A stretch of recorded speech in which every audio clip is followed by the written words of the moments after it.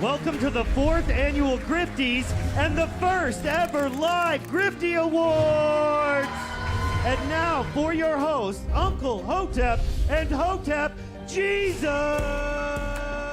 Yo, no George, but I can't even breathe in this joint. That's fucked up. He working on that Coon of the Year award.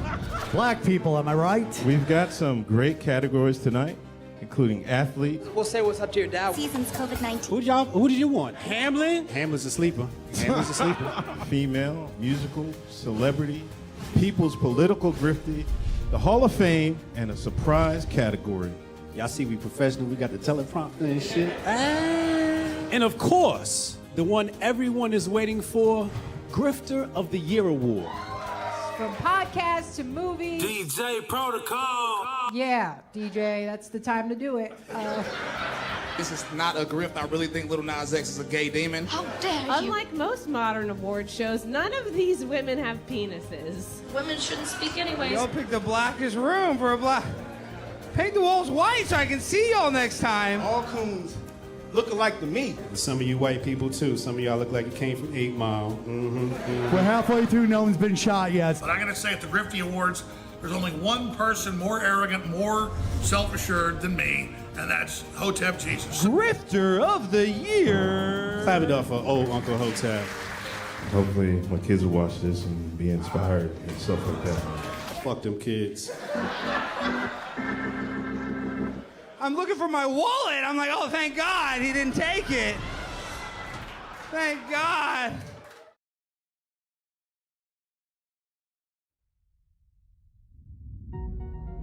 Envision a sanctuary where community and sustainability are the cornerstones of living. In this haven, every family is able to grow their own food, children flourish through homeschooling tailored to unlock their full potential, and education extends beyond textbooks, instilling self-worth and a deep understanding of the world around them.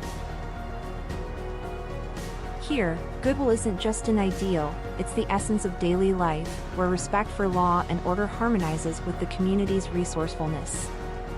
This place isn't just a dream, it's a call to action for everyone who believes in a better, more connected way of living. Join us in building a future where each individual's contributions create a tapestry of enduring harmony and prosperity. Join us in Hotepistan.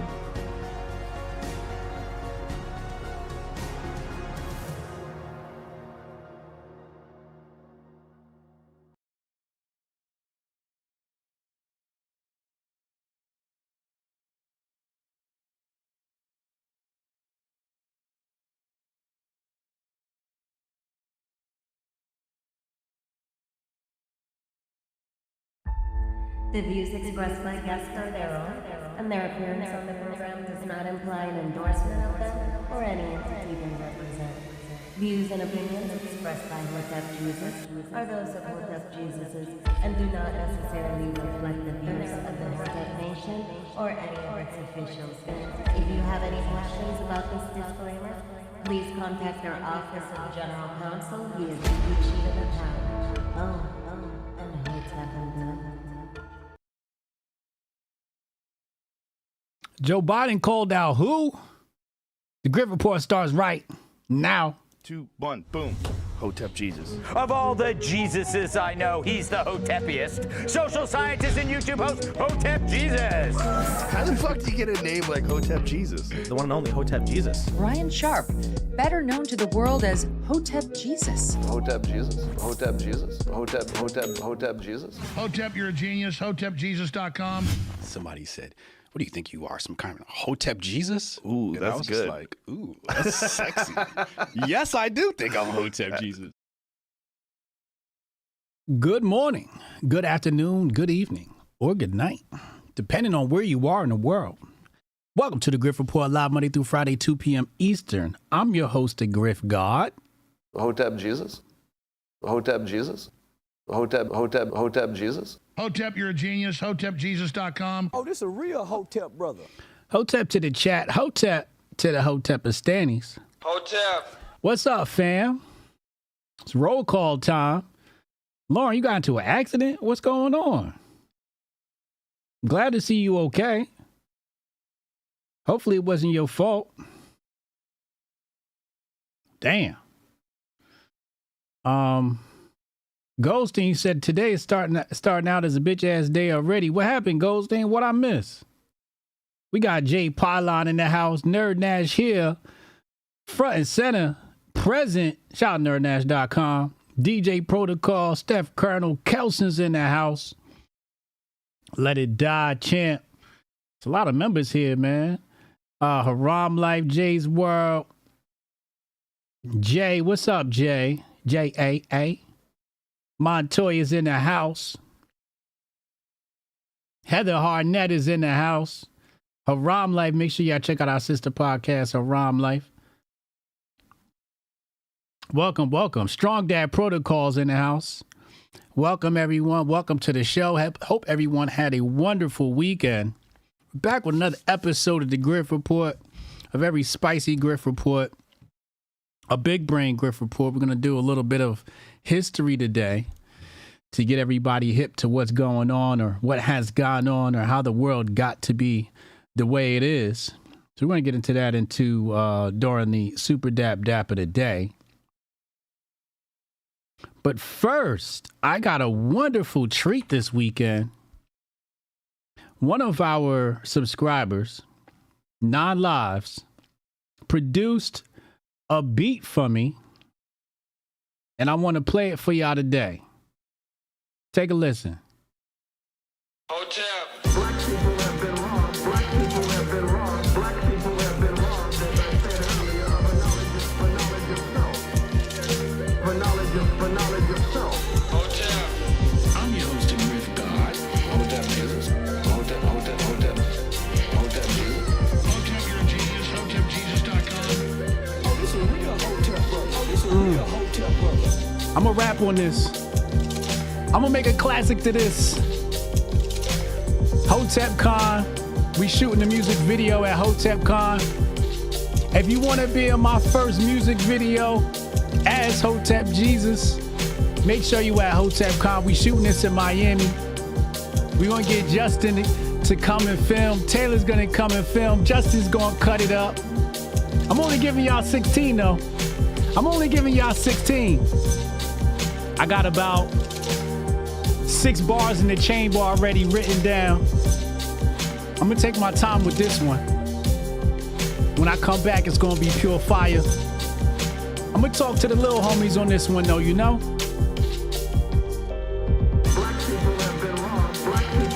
You see how I can automatically count 16 bars in my head? You see how I automatically got 16 bars in my head? That's how you know I've been trained. I know exactly when the hook was gonna come back. I didn't even have to count. I just knew. That's all I got, Lawrence. Strong Dad said he wanted a verse. Shahan, Daddy Buff is back. Oh, this a real Hotep brother. Oh, this a real Hotep brother. Oh, man. Oh, man. It's time to reboot my rap career. I seen Bryson and these boys running around getting wild. I'm going to have to come back. Show these young boys how it's done. Shout out to Non-Lives for the beat. You got the other 16? Send me y'all 16s. I'm a hyper critic, so if that shit whack, you're not making the song. Max said he sent me beats too. Did you? I probably didn't like him. Or it probably just wasn't me. Non-Lives gave me the perfect beat for me. Like, that is the perfect beat for what I like. I love the samples with the woman singing in the background. I love the 90-ish BPM, you know, that, you know, I just want to sway to it. Yeah, it's a cruising type beat right there. You know what I'm saying? You know what I'm saying? Anyway, don't forget, tickets going on sale this week. You have to flow on water for these doubters. Absolutely. Absolutely. Tickets for HotepCon Miami, October 3rd to the 6th in Miami. And Anybody who came previously is already in our Telegram chat, and you will get first access. Then everybody else will get dibs a day later. All right. Type it in the email if anything. All right, I'm gonna check it out, man. It probably just wasn't my vibe. You know, I'm not saying the beat wasn't bad. It might not have been my vibe. I might put out an EP, y'all. Anyway, it's still Goldstein July. Strong Dad is still snapping. He's still snapping. I haven't listened to this one. You know, I like to give y'all the original reaction. Let's go to the tape. Y'all motherfuckers wouldn't know freedom if Harriet Tubman came back from the grave and made a fucking TikTok video on how to do that shit.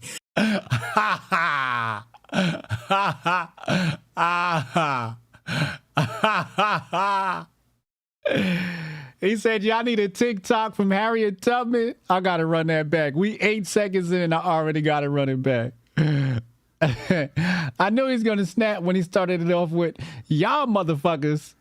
Oh, my God. Here we go. Y'all motherfuckers wouldn't know freedom if Harriet Tubman came back from the grave and made a fucking TikTok video on how to do that shit. Y'all motherfucking niggas care. You talk so much about black power and freedom and being on code, but let's talk about this on code shit. On code would be extraditing these hood serial killers to the bottom of the ocean.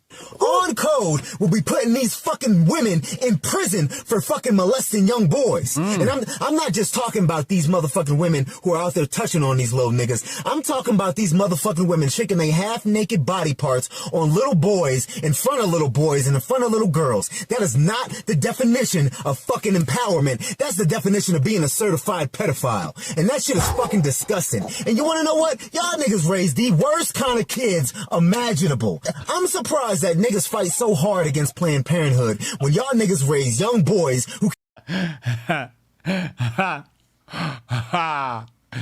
He said, y'all raised the worst possible kids imaginable. Damn, Strong Dad. Tell him how you really feel. Certified pedophile. And that shit is fucking disgusting. And you wanna know what? Y'all niggas raised the worst kind of kids imaginable. I'm surprised that niggas fight so hard against Planned Parenthood when y'all niggas raise young boys who can barely survive past 21, you raise young girls who get pregnant at the earliest age, and you protect niggas who murder niggas in the hood, but then y'all wanna talk about what white supremacists do. Nigga, you're a white supremacist too, my nigga. You're a white supremacist too. Every time one of you bitch ass niggas runs cover for one of these murderers, that makes you a white supremacist. And every single time one of you bitch ass niggas fucking has a child out of wedlock, you have a child when you know that nigga can't support, you have a child when you know you're not a good enough woman to raise that motherfucker, you're raising a nigga that can't survive, you're making Margaret Sanger proud. We don't need white supremacy. We don't need any of that shit, because all we need is you niggas. All we need is you niggas making shit bad for us. And then let's not even talk about just y'all. Let's go back and talk about these old ass niggas who keep betraying us to the fucking Democrats, my nigga. Every single fucking election season, you see these old ass we shall overcome ass niggas sitting next to the motherfucking devil. Sitting next to the motherfucking devil. Y'all motherfuckers vote for the devil every single election cycle.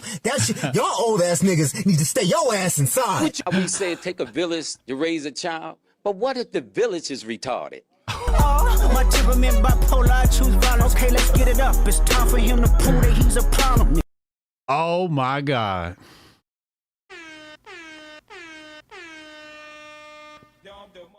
Oh, this a real Hotep brother. Welcome to Goldstein July. He chose violence. Jay said he took the whole bottle of Apex. Damn. Strong Dad over there ODing on the Apex. Hey, man, just 3 a day is all you need. 3 a day, bro. 3 a day. Don't drink the whole bottle.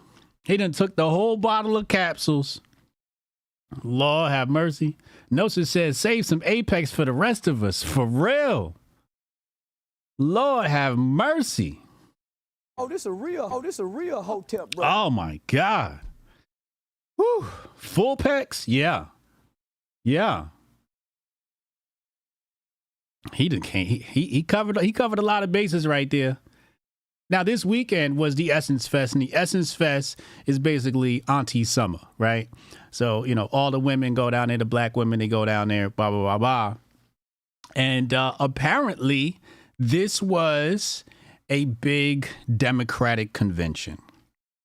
According to some of the attendees, in between acts, in between appearances, performances, etc., they were promoting go vote, most important election of our lifetime. Kamala appeared there, and that's exactly what Strong Dad's talking about. These older women attending these events, they get monopolized by the Democratic Party, and the Democratic Party uses our venues to celebrate Black excellence, to celebrate Black power, to celebrate Black tech, Black art, Black entrepreneurship is being used to propagandize people into voting for Democrats. It's sad to see. I just hope Essence, the thing is, Essence is not relying completely on ticket sales. I believe this year was sponsored by McDonald's and maybe some other companies. So they do need sponsorship dollars. And unfortunately, it's got to come from, big corp. But I'm wondering, how much did the Democrats pay Essence to propagandize our people? Guesses in the chat, how much you think it costs? How much you think the Democrats gave the Essence Fest? Drop that in the chat. We're about to head to the Men of Order moment of the day.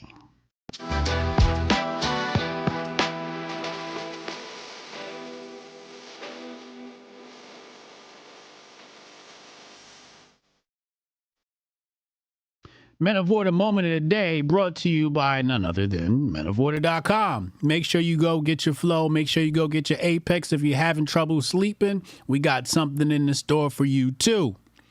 Now, in case people don't know, Apex is for muscle growth, muscle recovery, but it's also going to help you in the bedroom. So if you need a little bit of help there too, it's going to help you out in that area. This is our testosterone support supplement. Use coupon code GRIFREPORT. Also, link in the description box below works and applies the discount automatically at checkout, as well as the QR code you see on the screen. With that being said, I have a very, very interesting video. It's about how to raise strong sons. What do you guys imagine your relationship with your son would look like? How do you think you should raise strong sons? And the video I'm going to show you right now is going to show you exactly how to do that. What you want, man?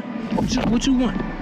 I'm gonna get you something for Foot Locker. Get you some new sneaks and shit. Don't stop that crying shit, nigga. Stop that crying. You gonna be a killer. I see it in your eyes now, nigga. That's what I'm talking about, man. Suck that shit up. What you mean he hit you, nigga? What the fuck is you saying he hit you? Why is you right here then, nigga? Go fight that nigga. Go hit him back. You acting hella soft, nigga. Get out my face. Who you more scared of, me or him, nigga? I don't know if it's your mom or your grandma, but you got bitch in you, and we need it out now, nigga. I don't want to see, hey, and when you come back, I better see bloody knuckles, young nigga. You about to have to start hustling. Get that shit on your own, man. I ain't gonna keep supplying you with these chips and shit. Nigga, you want some chips, nigga? Nigga, you want some chips, nigga? Nigga. You still want some chips, nigga? You want some chips? Get up, round two, nigga. Get up. Hold on, your school bus coming. You lucky, nigga. Hop on the school bus. Son! How you doing? Damn, nigga, you really ain't hard.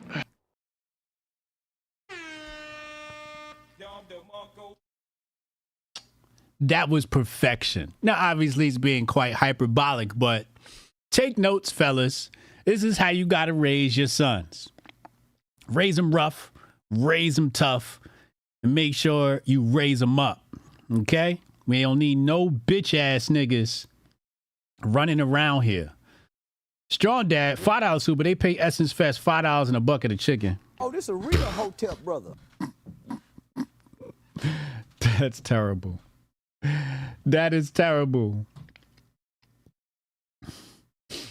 They sold out for the low, says Torian.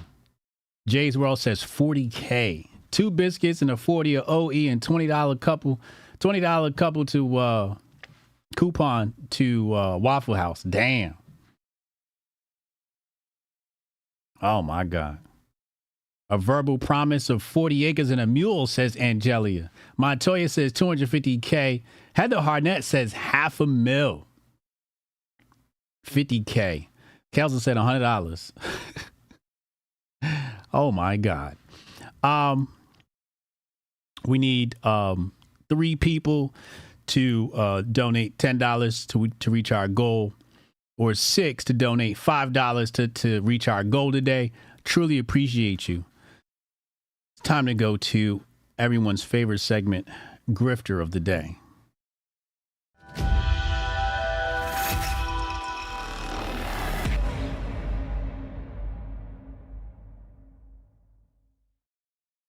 Now, Strong Dad has been going apeshit on these black Americans, and they're crying about white supremacy.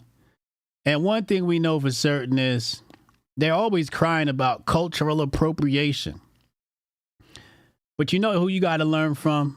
You got to learn from the Jamaicans. Let's go to the tape.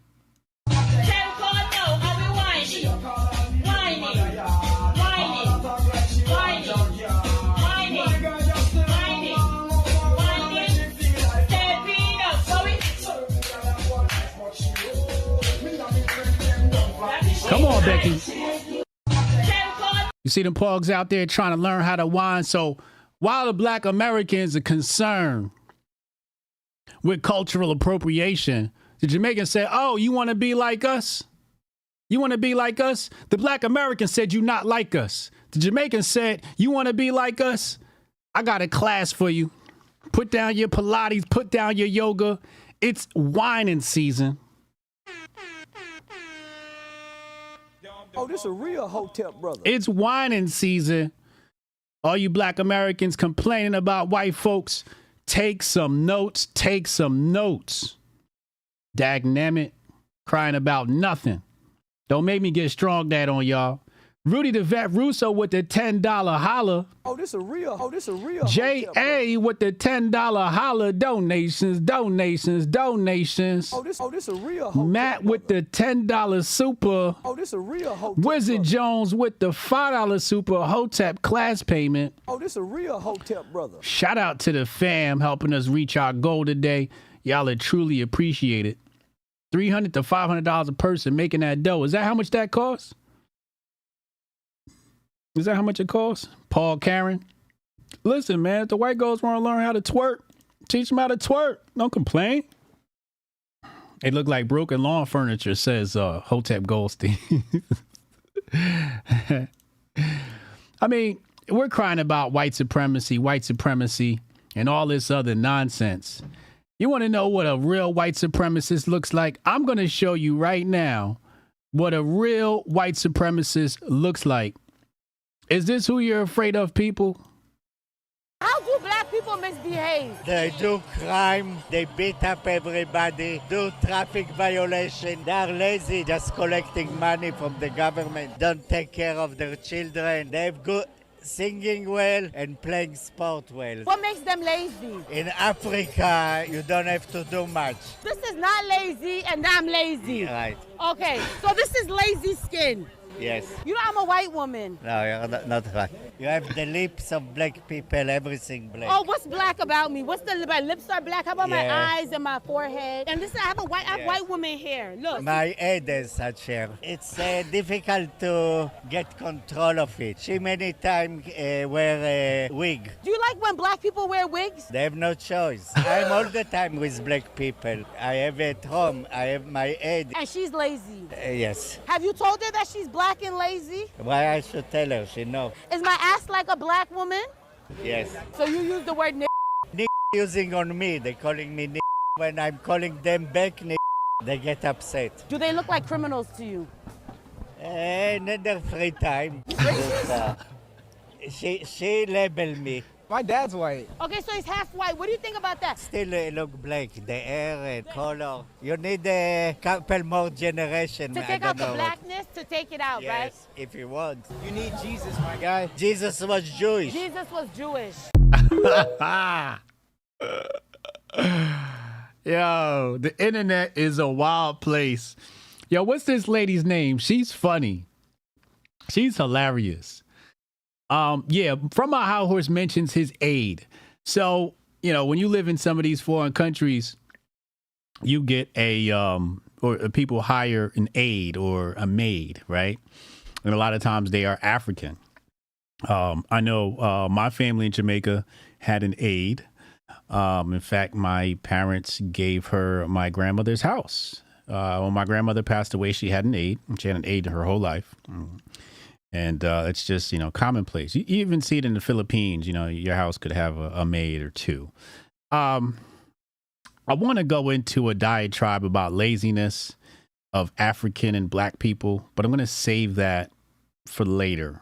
So remind me if you guys want me to go into that. I would like to talk about that in a little bit. Not right now.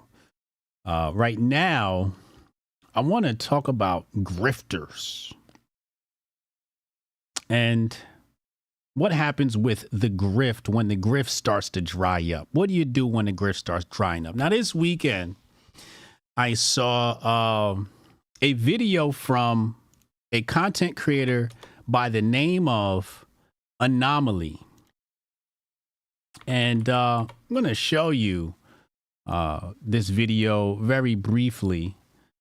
Let's pull this up. A long time ago. And Anomaly posted this video 2 days ago. Here he is. And Anomaly says, full and appreciative to everything that I've gotten over the last decade or even of 30 people. They don't even put out as much content as I did. I probably worked harder from 19 to 24 than a lot of people have in 2 decades. So Anomaly, I haven't seen him on a timeline recently. And the last time I saw Anomaly, he made this pivot to Elon bucks.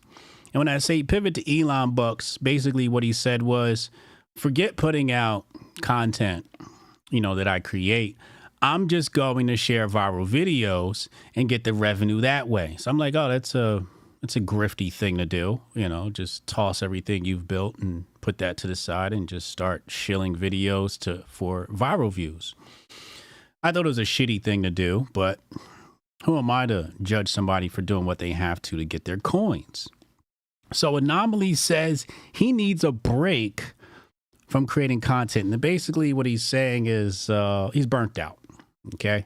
He said he's doing all the work himself, all the editing, et cetera, et cetera, et cetera, et cetera, et cetera, et cetera, et cetera.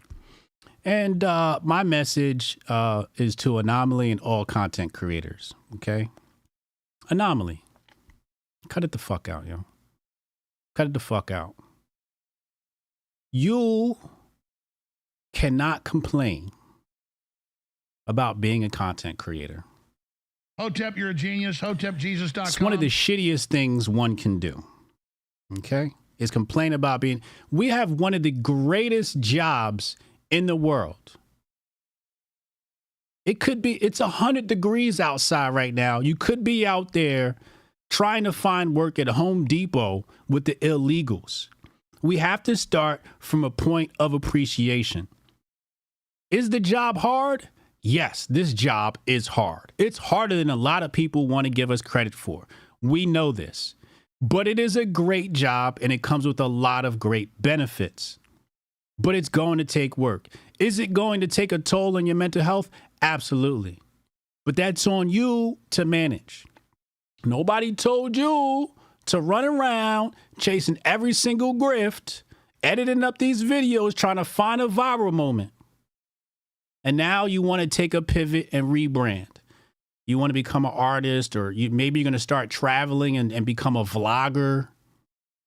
I remember I was at a event for Alex Jones' documentary premiere, and somebody told me the turnover rate in this industry was 3 years.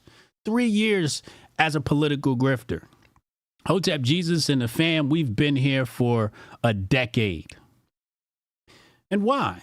Well, because we didn't chase every single grift. We didn't, try our damnedest to stay relevant. You know what we did? We did what we do best. We maintained an audience. We built a brand, and we stayed true to our brand and we stayed true to our audience. We didn't try to deviate. We didn't try to do things we're not good at. We stuck to what we do. We focused on our family. We focused on what we do in the real world. Personally, I focused on enriching my mind.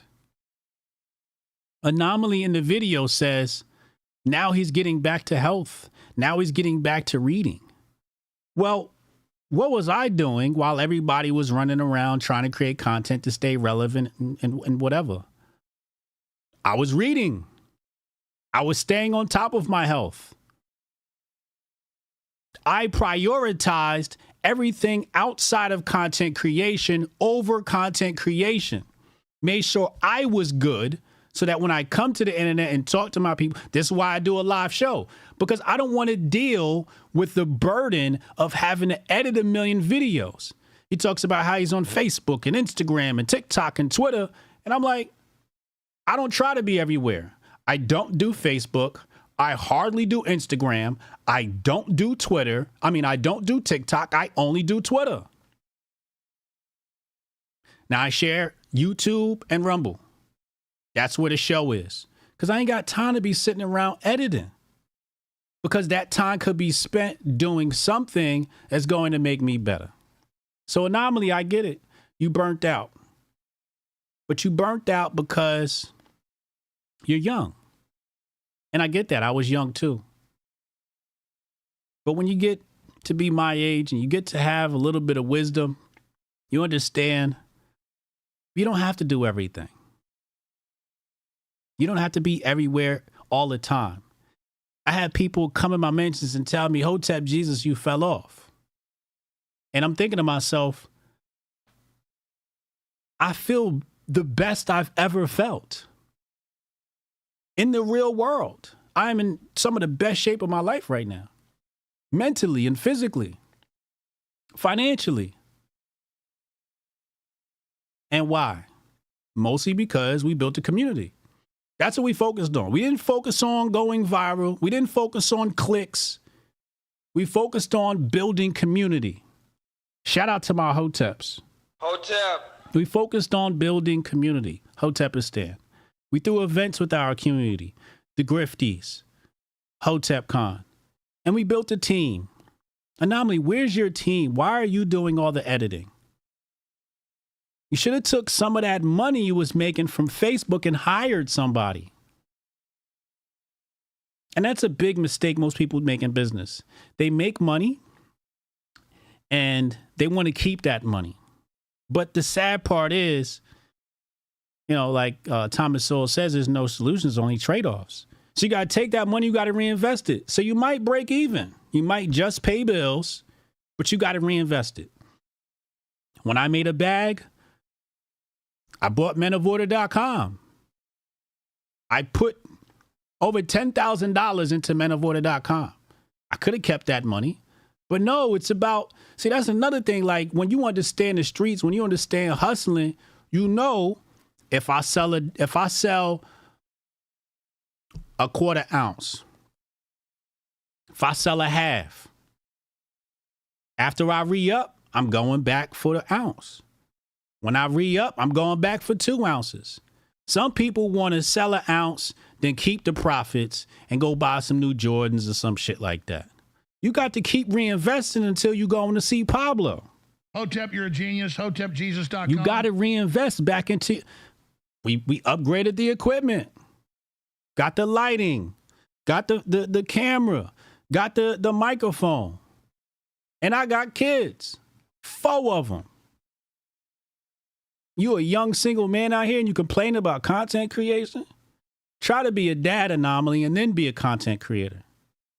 But the moral of the story is, number 1, build a brand. Stop trying to be a one-trick pony. Number 2, build a community. Where's your community? Who are you helping? Who's helping you? Number 3, reinvest. Stay broke. Dame Dash talks about this all the time. I stay broke because every time I get $1, I put it right back into something. I'm trying to flip. I make a few dollars. Oh, let's put it into crypto. This weekend I spent some time moving my Syscoin holdings to Pegasus. So my Syscoin can make Syscoin while I'm sleeping. I put my money in the stocks. Every month, put my money into Bitcoin. But you gotta reinvest, man. Now there's another set of grifters. He came on his channel bragging about how much views he gets. You see what I'm saying, Steph Colonel? Remember he had the debate? He said, nobody watches my show. He came on here talking shit about how much views his channel gets. He get more views than me. And now you ready to bow out. It's too much. You're burnt out. From being a content creator? He was like, oh, I'm waking up drinking coffee every day and you ODing on coffee? You know what you needed? Flow. You needed some flow. This is a healthy version to get your kick off. You needed some Apex. It's a healthy version to getting your kick off. And I'm not saying this to dig on you, Anomaly. I'm saying this because you're a young Thundercat and I care. I think you're a cool guy. But you got to be true to yourself. Be true to yourself and everything can handle itself. But complaining about being a content creator and saying you need a break and all this stuff. For what? For what? Makes no sense. Yeah, he was talking hella crazy about me. And I let it slide because I know. See, we not concerned with views on this channel. I'm concerned with how many people showing up at HotepCon. Hotep, you're a genius. HotepJesus.com. I'm concerned with the amount of emails I get from people that say, you've helped me. I got one today. That's what I'm concerned with. I'm concerned with how much is menofwater.com growing. It's just the facts of life. Now we got another set of grifters that also want to rebrand. Fresh and fit. Let's take a look. Then on, so we do Money Mondays, and then what we're gonna do? We used to do after hours, right, guys? we're scrapping after hours for Monday nights. Okay, to be honest with y'all, it's been redundant. Let's go. It's been fucking redundant talking to girls every Monday night, and they say the same shit over and over, and you know it is what it is, man. Yeah. I'm looking at it like, dude, let's switch it up. Let's get you guys some better content. So what we're gonna do instead on Monday nights, 10 p.m., is we're gonna be covering the news. We're gonna be covering trending topics. We're gonna give you guys like basically we're gonna give you guys our base fucking takes on what the fuck is going on in the world. Because at the end of the day, bro, like your base takes on what's going on in the world. Oh, that surely sounds familiar. Hotep, you're a genius. HotepJesus.com. You guys want to hear what the fuck is really going on. You guys are tired of these stupid, boring-ass talk shows that, you know, say the same dumb shit or too scared to say the real shit of what the fuck is going on. PC. So we're going to go ahead and give you guys the real base fucking takes. Obviously, we're going to do a portion of that on YouTube, and then we're going to have to put like the rest of it behind Rumble and Cows Club because I won't be able to tell you guys what the fuck I really want to say, right? So they're rebranding to bring you guys another version of the Grift Report. Fresh and fit Grift Report coming soon, says Jay Parline. Hotep, you're a genius. HotepJesus.com. I know where that idea came from. I'm not going to say no names, but I know where that idea came from. I love that I get to influence the griftosphere. All the grifters out there watching me right now, salute. Watch me, I'm going to give you the blueprint. Watch me, I'm going to give you the blueprint. See, you sprinting, and I'm over here jogging. I'm jogging. I'm jogging to the finish line. Y'all sprinting.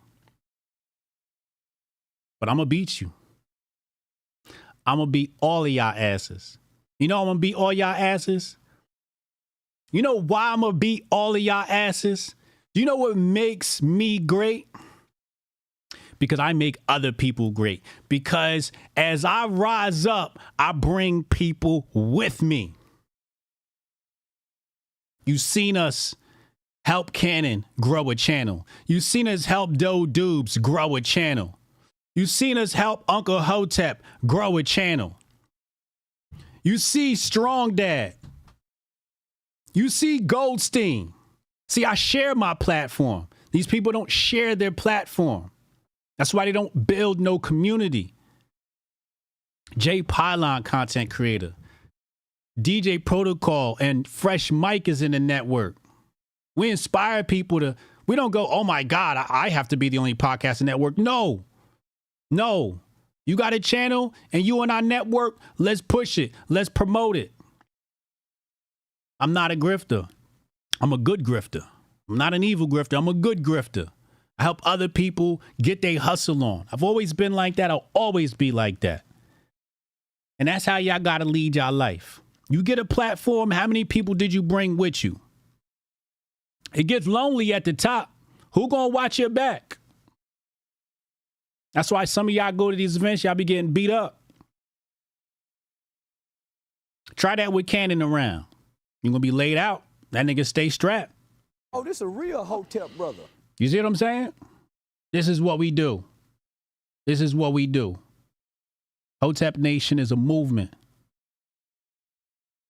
Hotepistan is the dream, and it's coming soon. Don't say I didn't tell you. Don't say I didn't tell you. You know what else I told y'all? And other people are getting hip too. There's a very clear warning that I gave y'all. And Alex Jones is now hip to it. The minute Trump gets into office in January next year, just remember this, mark this down. That's why they want me off the air, because they don't want this to be played later. Just save this right now. The minute Trump gets in, you're going to hear all these stories about the collapsing economy and the problems and all the rest of it. Now, Trump is such an optimist, and he's so... Ladies and gentlemen, where'd you hear that before? I wish all the black people were as smart as Hotep Jesus. And I wish all the white people were as smart as Hotep Jesus. And I wish all the Hispanics were as smart as Hotep Jesus. Because that guy, he really gets it. He knows how to boil it down. Thank you, Alex. Alex Jones is watching the show. Why are y'all not watching the show? I just got a text message. He said that dude is such a buster. I don't know who he's talking about, but I'm pretty sure he's talking about Fresh and Fit. Anyway,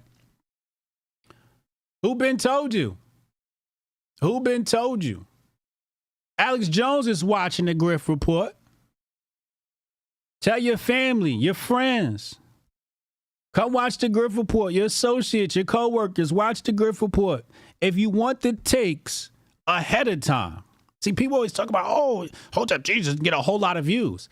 I don't get a whole lot of views because I'm ahead. I'm like Trunks. I'm coming from the future. So you're not going to get it now. Now I sound crazy. In 6 months, I'm going to sound like... Hotep, you're a genius. HotepJesus.com. These just the facts. I don't make the rules.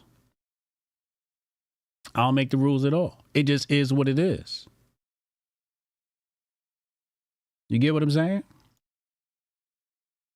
Now, earlier, Strong Dad was talking about these weak Negroes shilling for the Democratic Party. And I have one of the most disgusting examples of this to show you guys today. Look at this hot garbage. Black women shaking ass isn't destroying the black community. Black women being openly sexually expressive isn't destroying the black community. You know what is destroying the black community? Homophobia and transphobia is. Homophobia and transphobia is destroying the black community.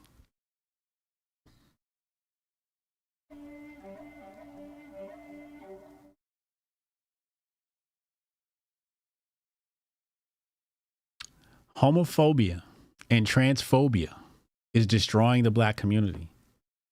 There's some good pandering right here. There's some good leftist Marxist pandering right here. This is solid. And I always say, with these new class of boule Negroes, you got to placate to the rainbow. You got to placate to the rainbow. Before you placate to black people. Before you even get concerned with black people, you got to clear the air and say, I'm not homophobic, I'm not transphobic. This was the creation of Black Lives Matter. Let's go back. Destroying the black community. Internalized racism is destroying the black community. Colorism and texturism is destroying the black community. Colorism and texturism is destroying the black community. Now, texturism is about what texture of hair you got. Now, this is what's destroying the black community. Not Rashida opening her legs to every thug that's going to beat her ass like Bad Baby got this week. Not that. Transphobia and homophobia. Texturism and colorism. Black capitalism is destroying the black community. You black people who don't want the system to be destroyed. Did you hear that shit? Black capitalism is destroying the black community. What kind of leaps and mental bounds do you got to make that type of claim? Black capitalism is destroying the black community? What? What black capitalism? The barbershop nigga? The hair salon? The lash lady? The esthetician or whatever they call them hoes? Who? What black business? You know what? You're right. BET is destroying the black community. Hotep, you're a genius. HotepJesus.com. Essence is destroying the black community. Hotep, you're a genius. HotepJesus.com. You're absolutely fucking right. You're absolutely fucking right, sir. Them black capitalists is destroying the black community. The fuck is he talking about? You black people who don't want the system to be destroyed and completely restarted. Want the system to be destroyed and completely restarted. That's a really retarded ass take. And I hear this from all types of revolutionaries. Destroy the system and then restart it. The fuck are you talking about? That's one of the most small brain takes I've heard in my entire life. Destroy the system. How you gonna do that? They done locked up the white folks and all they did was loiter in the Capitol. All they did was loiter. And you see how they hung their asses out to dry. Now, the Supreme Court has fixed that, thank God. But you think if the white man can't loiter in the Capitol, your black ass gonna do something? Nigga, give me the break. You are destroying the black community, sir. You just want to be higher up on the ladder? That's what's destroying the black community. Being higher up on the ladder, you damn right I want to be higher up on the ladder. Hotep, you're a genius. HotepJesus.com. I heard these motherfuckers say black men only want what white men got. And that's to be at the top of the food pyramid. And you know what? You're absolutely fucking right. Hotep, you're a genius. HotepJesus.com. I want Hotep Jesus supremacy. I want Hotep nation supremacy. I want Hotepistan supremacy. Hotep, you're a genius. HotepJesus.com. I'm all about supremacy. I'm all about power. Ain't nobody here for no equality. Nah, nigga, you under me. Pause. You're below me, nigga. There's a hierarchy in all parts of life. There's hierarchy in nature. There's hierarchy with motherfucking humans and civilization. And you's a bitch ass nigga, so you don't belong at the top of the hierarchy. That's why you're acting like that. The fuck is wrong with this nigga? You just want someone else to punch down on. There are a lot of things. I don't want to punch down. You're punching down on yourself. That are fucking up the black community. Black women shaking ass and being sexually expressive has never been one of them. None of the things he mentioned are destroying the black community. Black women shaking ass. Yeah, I gotta be honest with you. I'm not even gonna sit up here and say black women opening their legs is destroying the black community. I'm not even gonna say that. I ain't even gonna say that. Because they got something called population control. And in order to reverse population control, you're going to have to open your legs. Hotep, you're a genius. HotepJesus.com. I just want him to choose better. That's all. I just want him to choose better. Notice said he needs some Apex. Somebody get this man some Apex. The hell's wrong with these niggas? Jabari Judah, $5 super. Gonna have to check the replay, but these blackface Dems don't want any problems with the Hoteps on the timeline. Hashtag Goldstein July. Oh, this a real Hotep brother. Ann Bailey, $20 super. Twitter marketing changed my life. Oh, this a real Shout out to Ann Bailey. So I wrote a book called Dominate Twitter.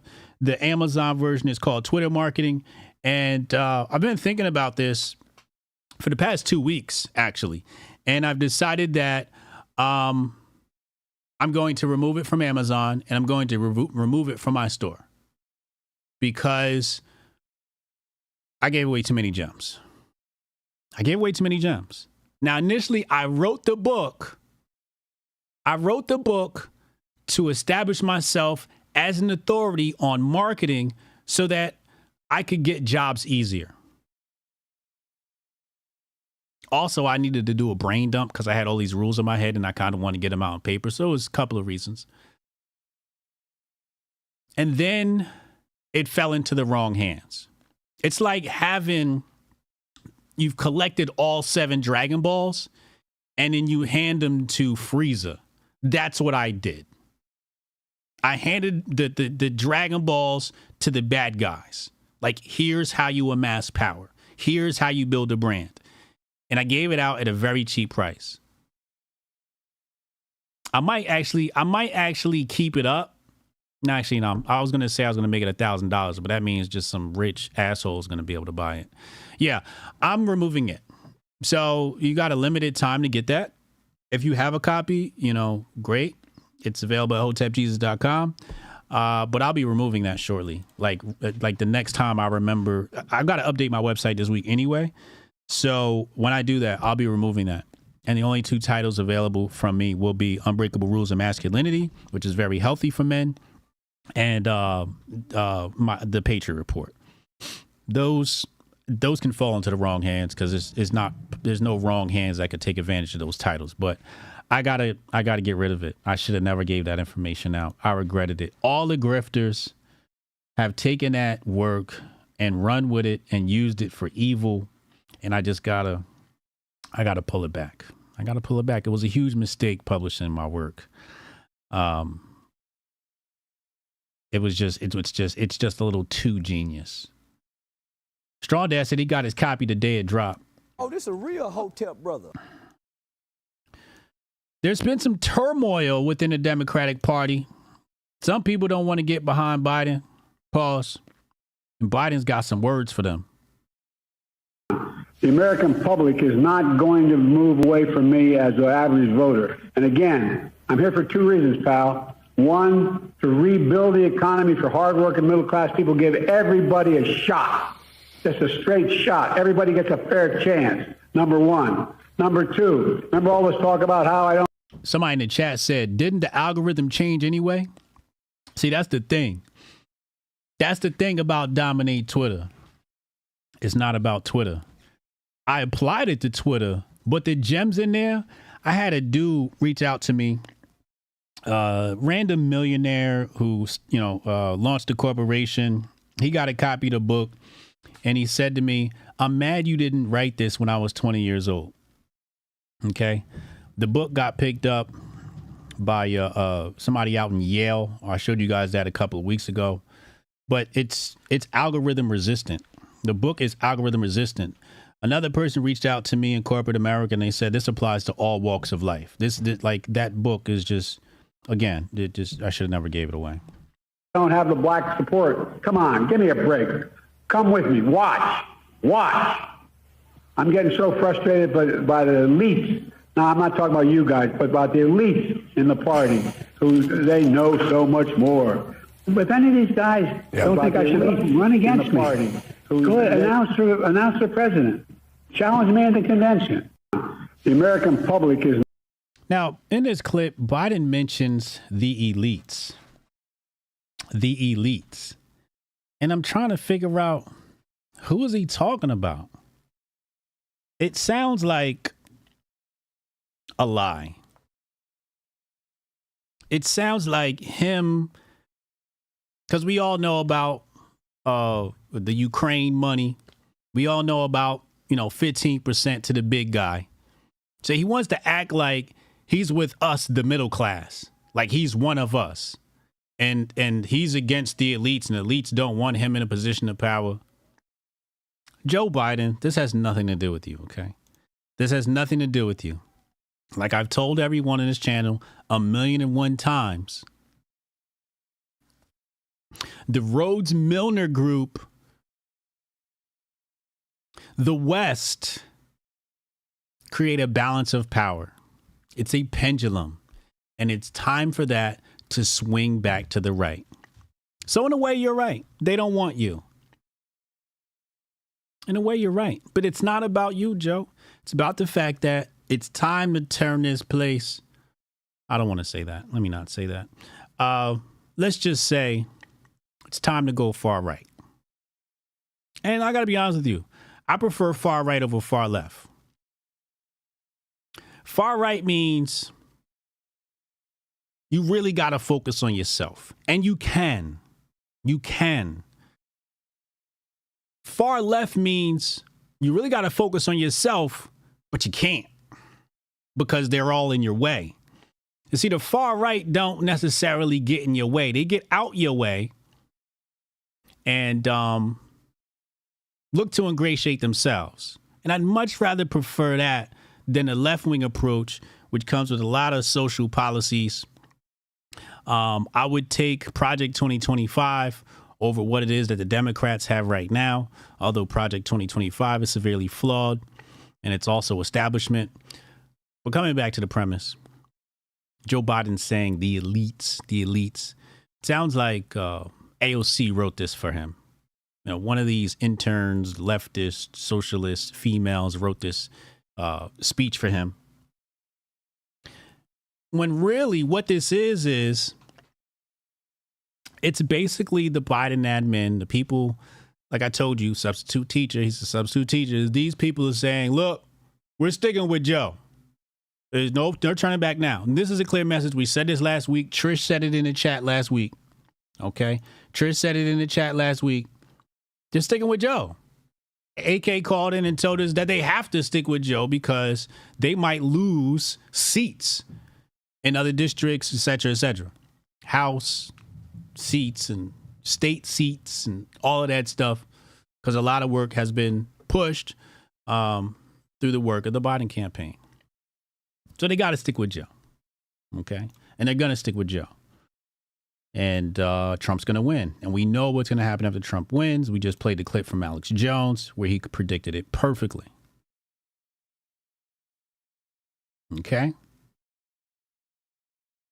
We're going to go for phone lines in a little bit. Text Hotep your name at 202-596-5631. It's time for the Super Dap Dap of the day.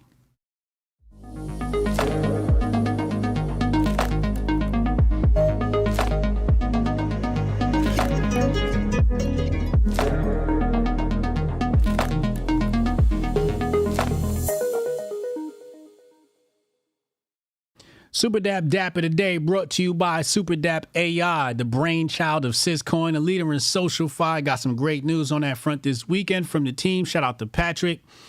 If you want, yesterday I put out a play in the chat. Meme coin plays, not financial advice. Do your own research, but I put a play in here yesterday.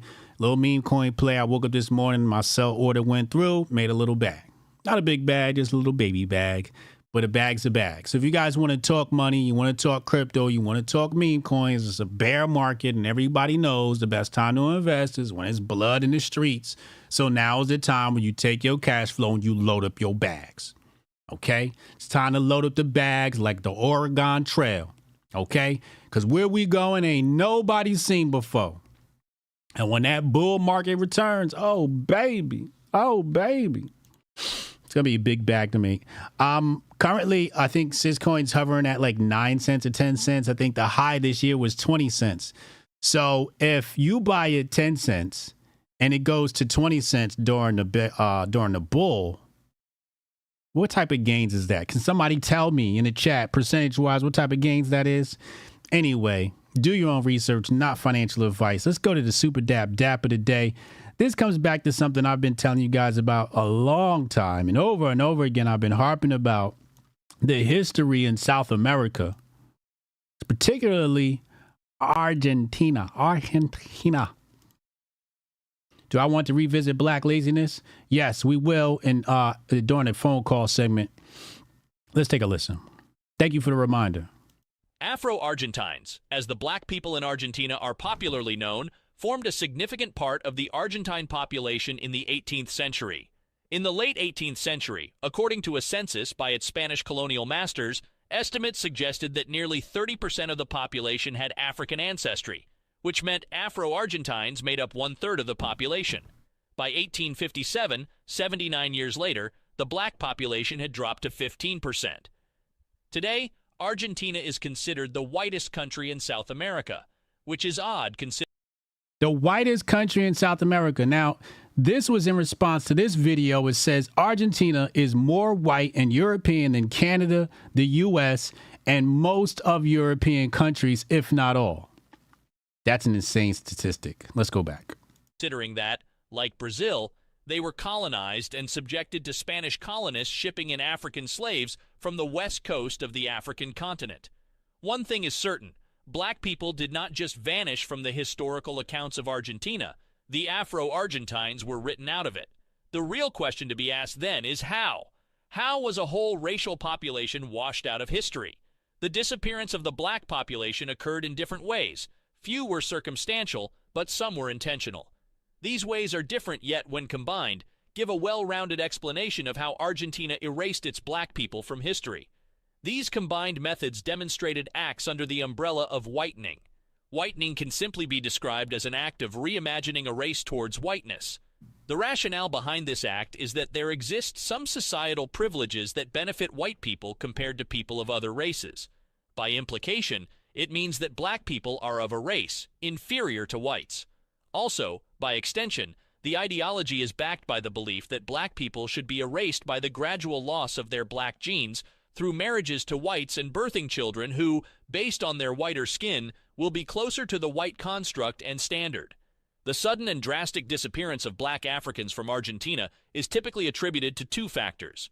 First is the war against Paraguay from 1865 to 1870, in which thousands of black people fought for the military, as well as various other wars. Deaths on the battlefield also led to a vast gender gap among the African population, leading black women and white men to bear children together and dilute the black population. I want to stop right there. This is very key for white people as well, because World War I, World War II, Vietnam War, also the Napoleonic Wars, all of these wars created a gender imbalance. It's part of the reason why we have lost masculinity, because all the men that are brave and full of masculine go to die in war, which means that all the betas are left over. As Argentina solidified its independence, waves of European immigrants flooded the country, contributing to the growth of its population.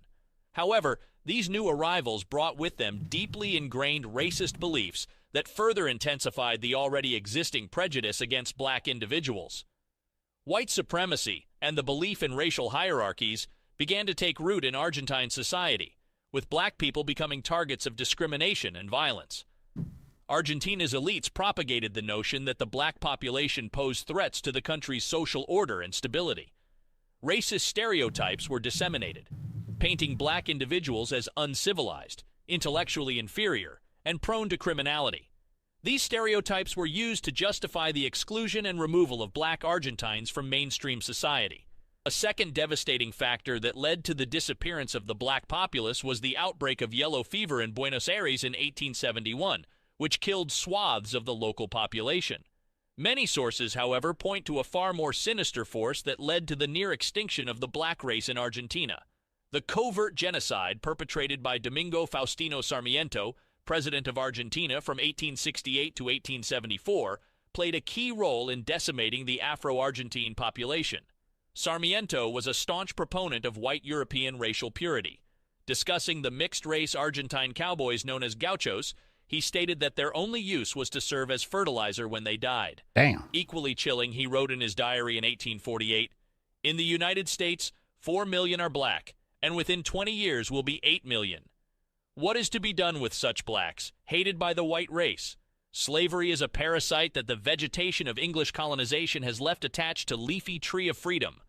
During his time in office, Sarmiento commenced a systematic erasure of African existence through a series of policy decisions that ultimately proved inimical to black life. He segregated the black community from European descendants, depriving them of tolerable infrastructure and healthcare, and thus effectively condemning them to die when cholera and yellow fever outbreaks swept through the city. He also forcibly recruited Afro-Argentines into the military, imprisoned them for crimes that were minor or entirely invented, and executed them en masse. By 1875, the toxic mix of repressive policies, disease outbreaks, and ongoing conflict had so depleted the black population that the government did not even bother to register African descendants in the national census. Today, black people have been erased not only physically, but also metaphorically from the country's consciousness and perceived history. Now, I like talking about Argentina, mostly because it's in South America, and people think they have this concept of South America and that, you know, racism only exists in the United States and it only exists in Europe and Britain and South Africa. And I'm like, you should probably research Argentina and their ethnic cleansing, right? And I'm not saying this to complain about it. I'm just saying, you know, you need to know this history to give you more of a rounding out of your intellectual palate, right? So that when you talk about these things, you sound more educated than your average buffoon, you know? Y'all want more big brain stuff? I got another one in here. Let's play this next one. This shit gonna ruffle feathers. Watch this shit. This one's 7 minutes long. The Egyptian artifacts make absolutely zero sense, and archaeologists might just be afraid of being wrong. How is it the further back in time we go, the more advanced they get? He just said, the further back you go in Egyptian history, the more advanced the civilization becomes. Now, a lot of people want to talk about the Ptolemaic period and many of the Greeks. They want to talk about Cleopatra and King Tut and all of that stuff. But you'll see what happens as the Greeks take over. Egypt is old, like really old. Egypt is so old that even ancient Egyptians studied ancient Egyptian history thousands of years older than them. When the Romans discovered the pyramids, they were older to the Romans than the Romans are to us today. They not gonna like this one, Memphis. Mammoths still roamed the earth when they were first built. And of course, everyone knows that Cleopatra lived closer to the invention of the iPhone, or hell, closer to you watching this video right now than she did to the construction of the pyramids. Oh, this a real Hotep brother. What's strange is that as time went on, their artifacts somehow got less and less advanced. The Egyptian Empire reigned for about 3,000 years, divided into approximately 31 dynasties classified into the Old, Middle, and New Kingdoms. When we go back to the first 5 or so dynasties, the Old Kingdom, we see impressive feats of design engineering unlike any other. And impressive is an understatement. These are straight up machine perfect down to the micrometer. Like this round vase, perfectly balancing itself dead center on a point no larger than the tip of an egg. Except this isn't your pottery class vase made of clay. It's granite. And granite is harder than steel.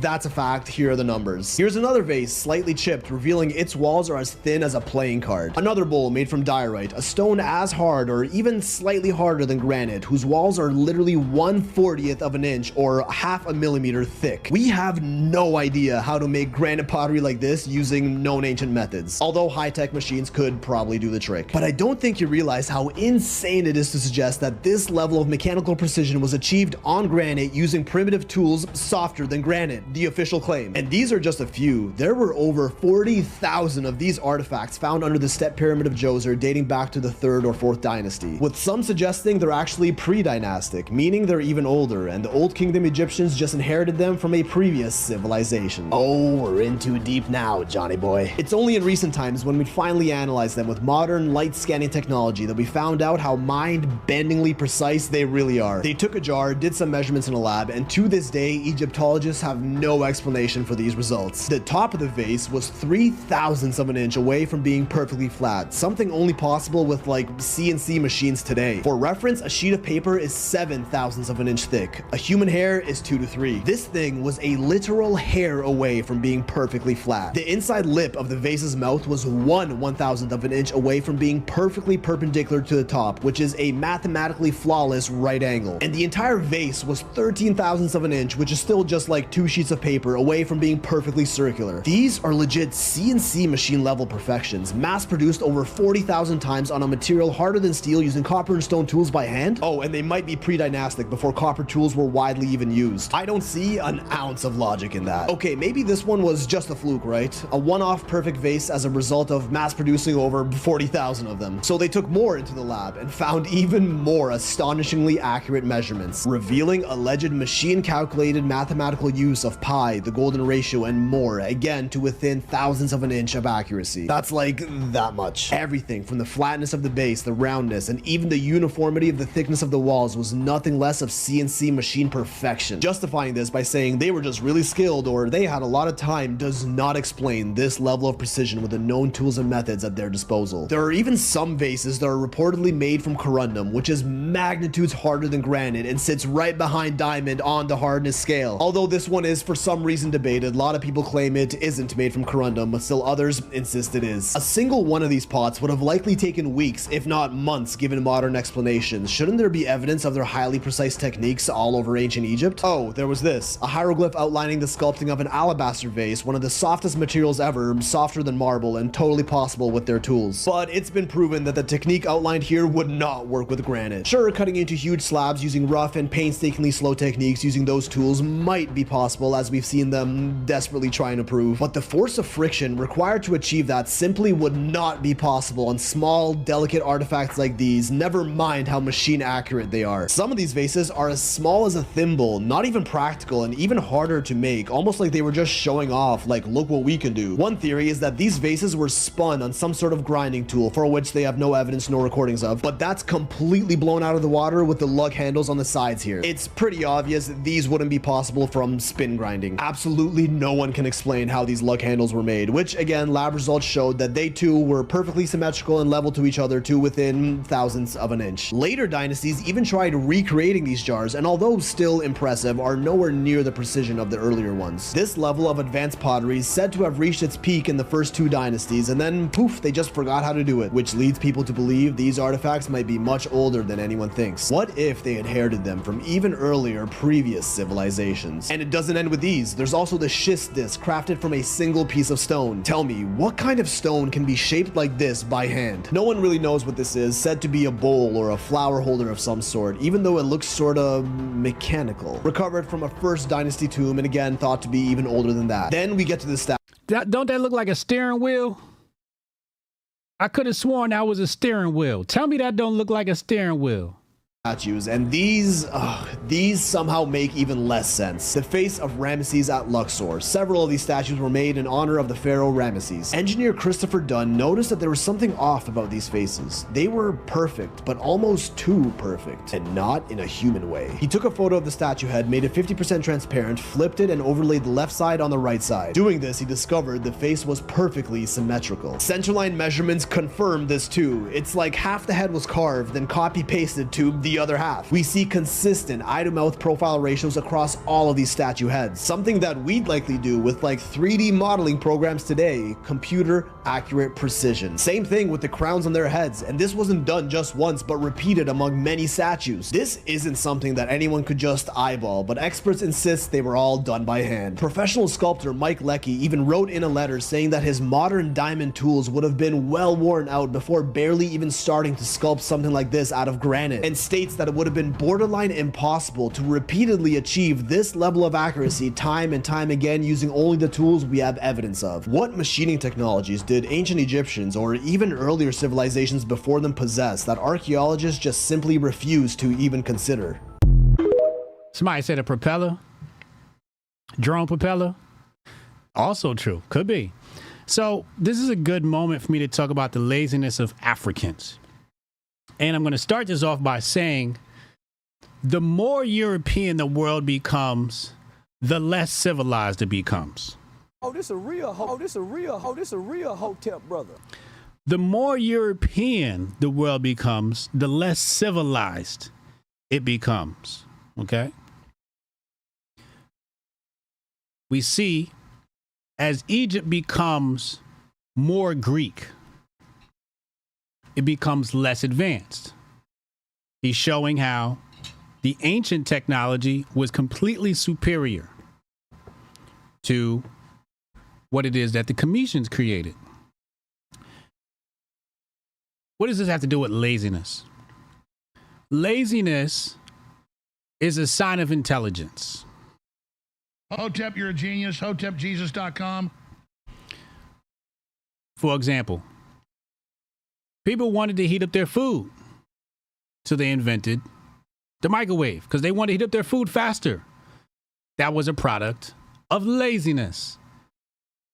People were tired of hand washing their clothes, so they created the washing machine, a product of laziness. So the increase in technology creates more laziness. That's why when you look at the European countries, especially United States of America, where everything's boxed food, product of laziness, you start to get fat and unhealthy people, cardiovascular disease, cancer, etc., etc. Let's talk about the laziness of the African. You see, ambition can either create or destroy. And it is the ambition of Europeans that has created many things, but destroyed most things. For example, the invasion of Kemet, the destruction of libraries. And you wonder why they couldn't recreate those things during the Ptolemaic period. Well, you came in and you destroyed the books. Probably should have kept the books. You probably should have kept the priest class. You probably should have kept the intelligentsia intact. Then you would have came and you would have got their technology. But a lot of Europeans, they come, they destroy, and they like burn the whole thing to the ground. Some ego shit. Instead of being intelligent about it. Now, the European conquest has gotten more intelligent these days. But for the most part, they like to just flat things, turn them into parking lots. Now, coming back to laziness. When you live in a European environment, laziness is not an option. It's just not an option. You got a lot of work to do. Food doesn't grow in abundance. The sun is scarce. You got the wilderness. You got animals. You got to be on your P's and Q's. Okay? And that's why I think white people now have such great pattern recognition, because they're used to living with wolves.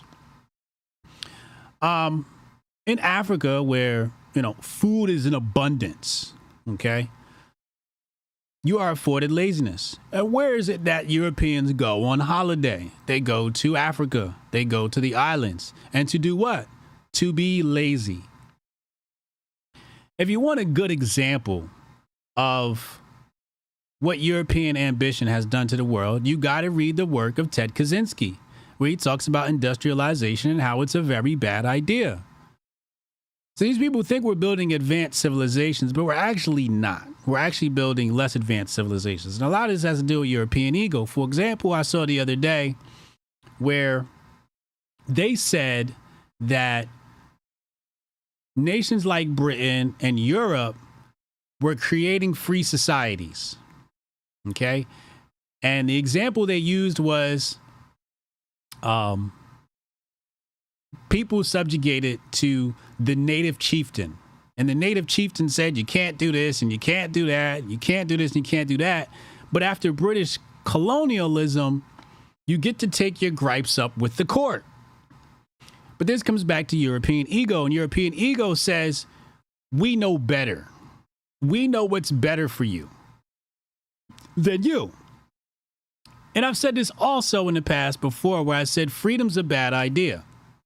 Hotep, you're a genius. HotepJesus.com. Where you have freedom, you tend to have debauchery and lechery. You tend to have what we have now in the West. Drag queen story hour, pride. Freedom's a very bad idea. What you want restrictions. Okay? You want a lot of restrictions. Does that mean that our society should allow the people in charge to create our restrictions? No, absolutely not. But they do create our restrictions under the guise of freedom. So Britain goes in and they liberate the tribe from their chieftain. And they call that freedom. This is the European ego.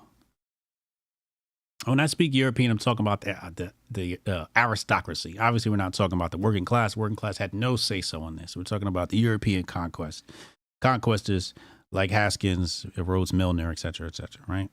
Rothschild, these type of guys. Rockefeller. So these guys come in and they liberate you from your chieftain. But you know what your society didn't have? It didn't have all of the ills that come with Western civilization.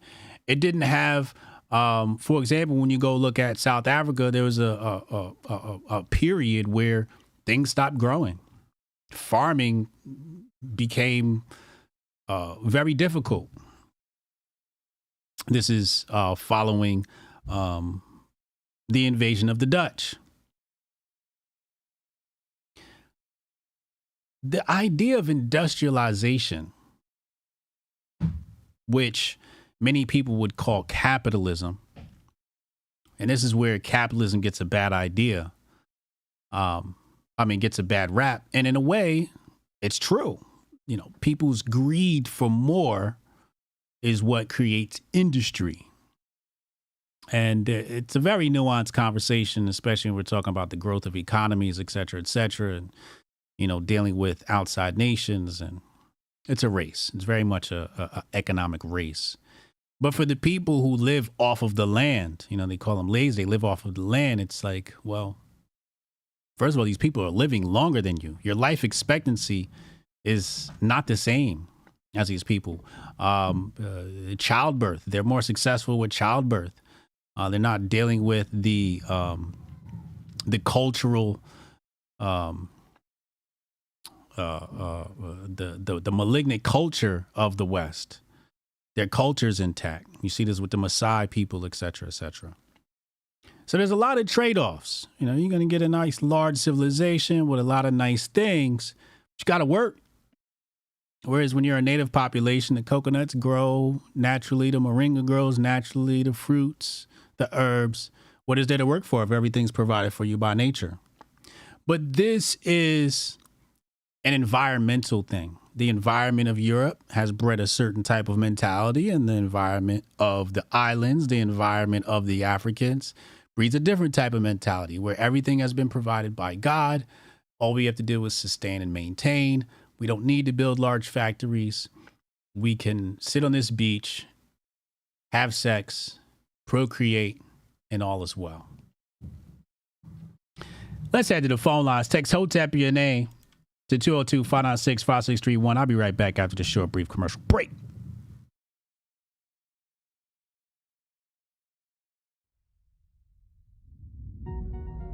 Envision a sanctuary where community and sustainability are the cornerstones of living. In this haven, every family is able to grow their own food, children flourish through homeschooling tailored to unlock their full potential, and education extends beyond textbooks, instilling self-worth and a deep understanding of the world around them. Here, goodwill isn't just an ideal, it's the essence of daily life, where respect for law and order harmonizes with the community's resourcefulness. This place isn't just a dream, it's a call to action for everyone who believes in a better, more connected way of living. Join us in building a future where each individual's contributions create a tapestry of enduring harmony and prosperity. Join us in Hotepistan.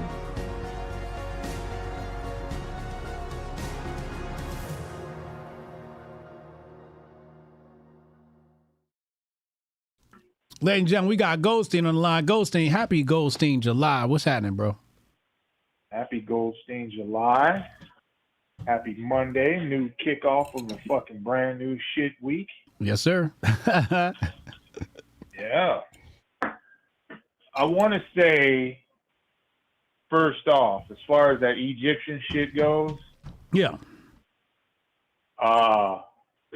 If you look at Isaiah 19:25, that should explain it all right there. Yeah, traditionally we've all come to the assumption, I guess, or was given the assumption that of who God's people really are. But that's not what the book says. Wait, hold on, wait. Let me get my versions right here. Hold on. I gotta find my version I like. It's the NRSV. Where is it? I'm gonna read this to the fam. They don't got. Here we go. All right. An oracle concerning Egypt. See, the Lord is riding in a swift cloud and comes to Egypt. The idols of Egypt will tremble at his presence, and the heart of the Egyptians will melt within them. I will stir up Egyptians against Egyptians, and they will fight one against the other, neighbor against neighbor, city against city, kingdom against kingdom. The spirit of Egyptians within them will be emptied out, and I will confound their plans. They will consult the idols and the spirits of the dead and the ghosts and the familiar spirits. I will deliver the Egyptians into the hand of a hard master. A fierce king will rule over them, says the sovereign, the Lord of hosts. The waters of the Nile will be dried up, and the river will be parched and dry. Its canals will become foul, and the branches of Egypt's Nile will diminish and dry up. Reeds and rushes will rot away. There will be bare places by the Nile and the brink of the Nile.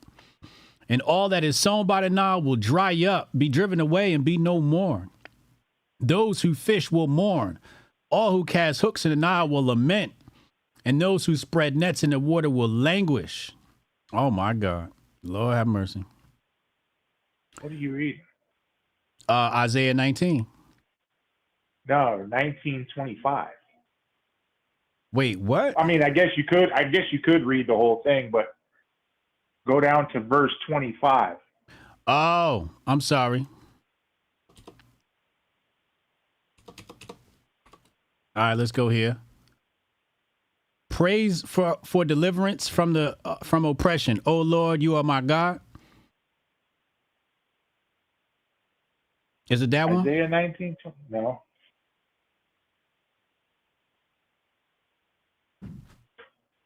Isaiah 19:25. Hold on.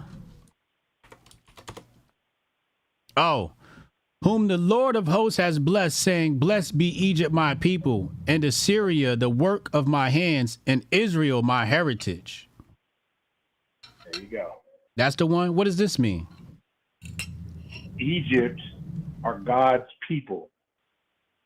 He said it himself.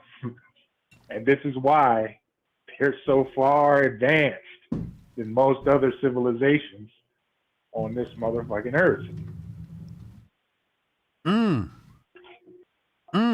Now we've been told through various sources from that book, because of people's lack of understanding, that there's another group of people who were God's people. But as you can see there, that's just not the case. Interesting. This is why people's understanding of that book can't be based on like biases or what they've been told. Read the book and don't go into it with, oh, I think I already know what this means. No, read the book. Because I spent years reading that book, and I have no religious preference.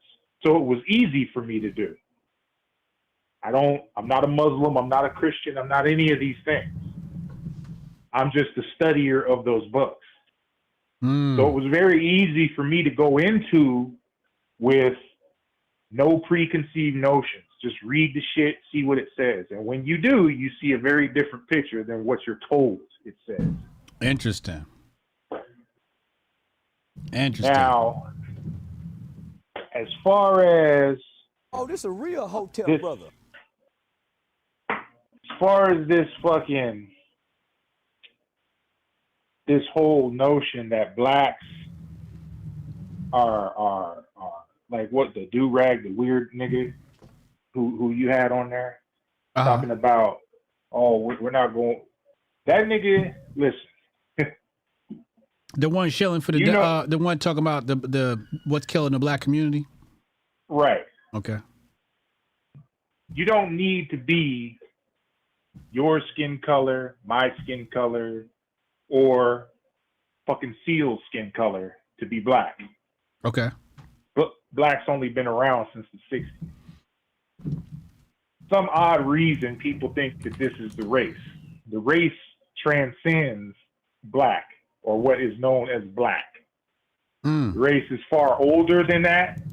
The race will fucking live long after.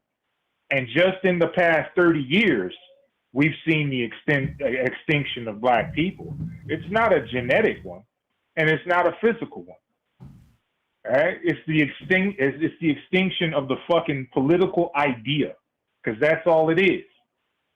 Once that shifts, black no longer exists. It's something else. So you could have a bunch of black people running around this motherfucker, right? Mm-hmm. And black could be completely gone. Just think about it. It ain't the same now as it was back in 1964. True. You know? So this notion that black's going extinct through, I don't know, mixing of races or any of the shit that he named, that has to be done away with too. Because once that is, then you can take what it means to be black and propagate that to any fucking race or person on the planet. And then you don't have to worry about the culture going extinct. Oh, this is a real Hotep brother. You know what that's called? What's that called? Colonization. The Europeans did it. The Europeans did it. Yeah. So I don't understand. But they want to make black a race. Like that's exclusive. No, it's not. It's an idea. It always has been. This is why people in Jamaica don't necessarily fancy themselves as black. Because it's an idea that they don't necessarily subscribe to. Now, once they become Americanized and shit, sure. But it is what it is. It's an idea. It's not a race. And it's an idea that if wielded properly, can change the entire landscape of the earth. But you got to get this notion out of your head, people, that black is a race. It's not. Because if that was the case, anybody of that race could be it. And we all know for a fact that Jesse Lee Peterson ain't black. Oh, this is a real Hotep brother. If you don't subscribe to that idea, you're not that thing. Period. That's true. You know? That's true. That makes the stakes a little bit higher to try and fight to keep that shit around. Because like any other thing, it can be eliminated fairly easy, but it can also be propagated easy. You know? That's why I'm not so emotionally attached to all these motherfuckers who pervert blackness and do all this other shit. I just see you as a fucking place where you need to be moved out of the way, as it were. Not necessarily something that I'm just emotional over.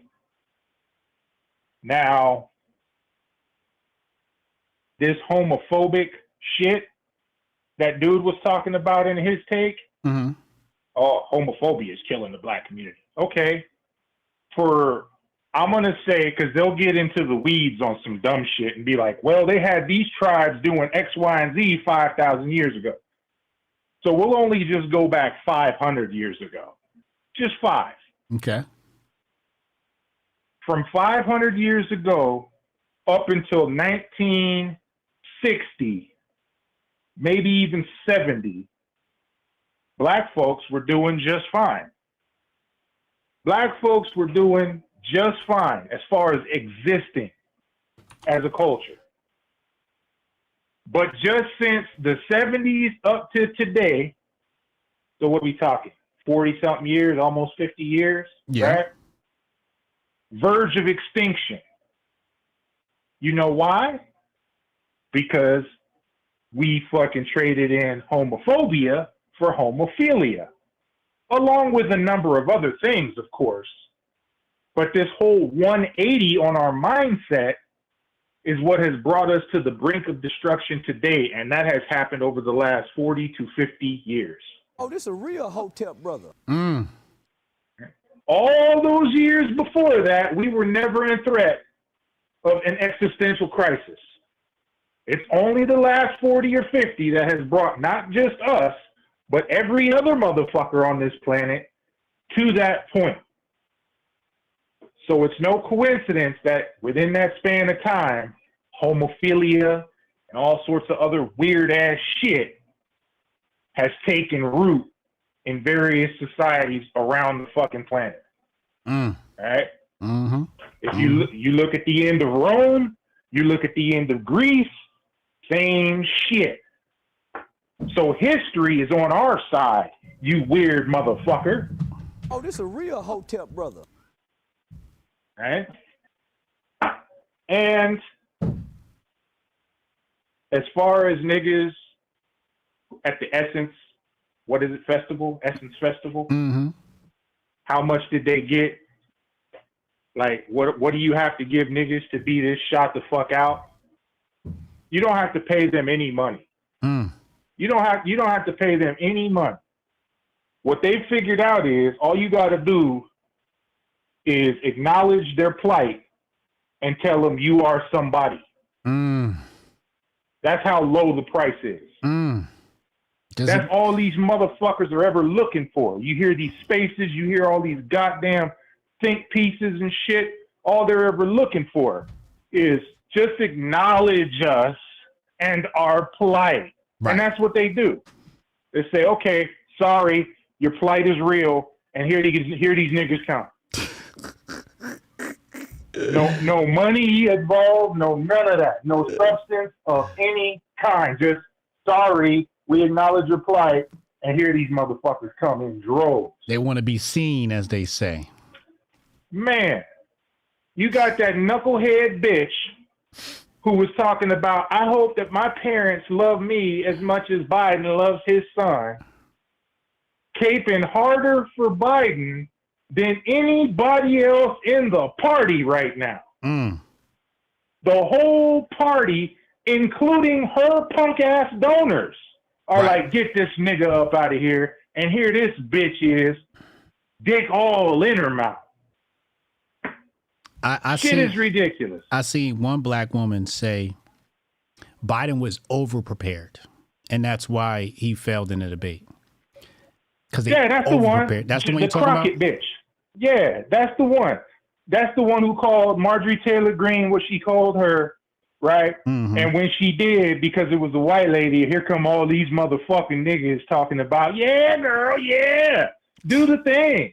But I was old enough to remember when this bitch said, like I said, I only wish that my parents loved me as much as he loves his son. Right? I remember that. So when she said what she said about Marjorie Taylor Greene, while funny, didn't mean a motherfucking thing in the bigger picture. And now here we are circling right back, shout out Jen Psaki, to this dumb bitch. Oh, he was over-prepared. How's about you get your bunk ass out of office? How's about that? Get out of office, stay the fuck out of office, because that makes you less of a target when the shit falls down. Because there's going to be people out there looking for you, Crockett. They're going to be looking for you. So just remove yourself from public life, stay down, get out of the limelight, like any smart motherfucker would do right now. Because you can't talk your way out of that one. You put yourself in there. The fact that, you know, the white men in Congress are saying no to Biden and the black women are just jumping through hoops. I'm like, oh my God, y'all still don't get the fucking plot. Right. And that's what I'm saying. The people are going to be looking for her because she's sitting here endorsing something that the party wants absolutely nothing to do with. Almost like she's trying to fall on the sword for something bigger. There's going to be donors and all kinds of motherfuckers looking to tap you. They're way too invested to pull back now. They've invested too much into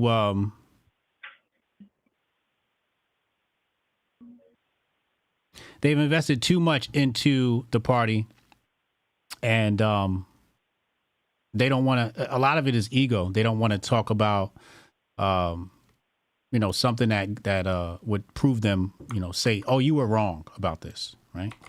That's what it's really about. I don't know, man. All I know is... And they haven't gotten a call yet. They haven't gotten approval. She needs pre-approved credit. Yeah. Yeah. Fucking bitch. Like, you can't see the way the fucking needle's going right now and has been for at least 3 years now. It's something else to see. I got to tell you. Man. But I do want to close on this. Jeremy from the Quartering. Mm-hmm. Wow. What happened with him? I made it. He doing the grift too goddamn much. Got himself suspended for a little bit. He's back now. Oh yeah, him and his other motherfucking people. But I made a video on it. I'm not gonna go into it right now. If you want to see the video, it's on Twitter. But goddamn, Jeremy, goddamn, close your legs, son. Oh my God. Not Jeremy the Quartering, Master Grifter. Yeah. Nah. A Master Grifter would have actually pulled this shit off. He didn't pull it off. The thing is, well, when you say pull it off, you're talking about him acting like a victim? Not just that, but actually not gotten himself suspended, but still conveyed the same message. Well. My thing is, the grift comes in after the fact, right? Because you put something on the line and it got suspended. You shouldn't have did it, but you're sharing like basically, child PDF files, right? Yeah. So after the fact, you're like, oh my, it's the way they contorted it, right? And BX on BX talked about this. She was like, y'all are acting like this is about free speech. Oh, there's no free speech on this platform. And Elon, and I'm the biggest critic of Elon. And it's just like, nah, bro, you shared some shit you wasn't supposed to be sharing. And now you want to grift like your voice was silenced. It's like, nah, you was just grifting over the speed limit. Take the tweet down, put up a different picture and keep it pushing. So my thing is the grift comes after the fact. And what I don't like about the grift is the victimhood of the grift. That's the part I really don't like. Man, how do you take somebody else's misery and their victimhood, especially a child's, and you insinuate yourself into that shit to become one right along with them? Right. It's the sickest form of motherfucking grift that I've ever seen. Just motherfuckers sharing shit on some other shit any goddamn way, from them fools in the pool all the way back to Dylan Mulvaney and even before that. It's like, y'all gotta cut this shit out already, you degenerate fucks. You're ridiculous. Motherfuckers can almost see through this shit now, except for your lemming ass following who wants to follow you right off the fucking cliff. Yeah. It's just, I don't know, man, it's disgusting. That was my rant for today. Let me get the next caller, bro. All right, man. Hotep and Bill. Hotep and Bill. I seen that Jeremy shit. I seen that. So I think I saw that on the timeline yesterday. I saw it because I follow BX on BX, and she hates all these motherfuckers. She be going there like, oh, shut up. And BX, she be telling you like, yo, I be exposing all the child PDF files on X, and my account is being throttled. She talks about her account being throttled. So when she is telling the grifters, stop complaining, it says a lot. It says a lot. I just hate that. Shout out to the Quartering, but he stayed playing victim. Call from Strong Dad. Strong Dad, what's up, bro? What up? Yo, before I up? even say anything, Uh-huh. fuck that nigga from the Quarters. Again, like always. Oh, my God. Listen, Goldstein, I feel you, man. I feel you. I found the Quartering on like a weird grift day, and he was talking about some shit that I thought was pretty entertaining. And then when I came back to his channel, Every single day, it's the same thing. We share the perversion we're so-called against. We bitch about a grift that we're taking a part of. We complain about fucking tranny niggas and all sorts of shit instead of talking about the real. This nigga's a bitch. That nigga's a bitch. That's all I gotta say about him. I'm gonna move right on. I'm gonna move right the fuck on because I'll go off on that for real. I'm gonna let Goldstein handle that because I really do feel like this. Goldstein has the words for articulating this, and I'll just start cussing up a storm. And then, you know, I have to learn to control myself when it comes to things like that. So, firstly, every day, man, watching that video of that black nigga, that black coon nigga, every day I grow more misogynist and homophobic. Every time one of these niggas say some shit like this, every time I see one of these motherfucking hoes out here doing some dumb shit, I grow more misogynist and more homophobic by the fucking second. Second. It's crazy. It's crazy. I battle with my conscience all the time. How should I show that I bore this without, you know, being offensive? And it gets harder every fucking day. It gets harder every fucking day. It's damn near impossible. It feels damn near impossible. You've got to be diametrically opposed to it.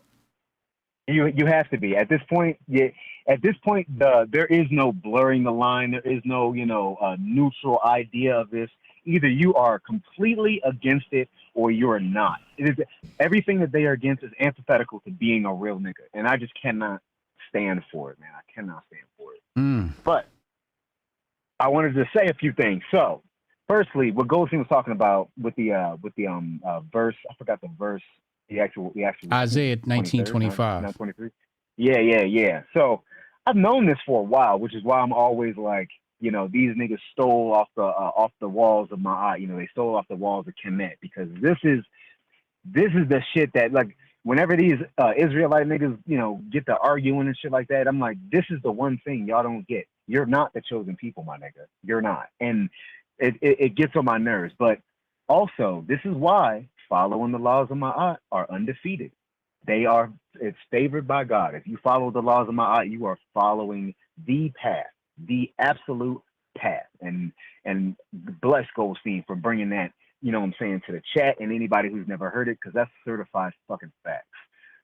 Secondly, I'm bouncing off I'm tennis balling off of some of Goldstein's points here. Okay. Secondly, what he talked about with black people, the term black. This is exactly why I call myself Black Hotep on Twitter, is because I adopt black as the political statement that it is, not the race, not the culture, but the political statement that it is, as told to us by Chancellor Williams in the beginning of Destruction of Black Civilization. And this is also why I call myself Hotep, because this is a prescribed way of living as set to us by Ptah-hotep. So those two things work together. That's why I maintain that name. So shout out to Goldstein again for dropping some gems to the people who may not have heard that shit. Lastly, what Goldstein said about acknowledging the plight of the nigga is so true that if the Republicans just listen to what he said, they're set for continuous victory. I mean, yes, it'll piss the Hoteps off, but if you're trying to make a political play to win, just fucking tell these niggas you acknowledge them, because that's all. These niggas don't want nothing but a pat on the back and it's okay, nigga. I'm sorry, nigga. You'll be okay, nigga. That's all they fucking want. They want to be, what's the word that they always use? Affirmed. They want to be affirmed.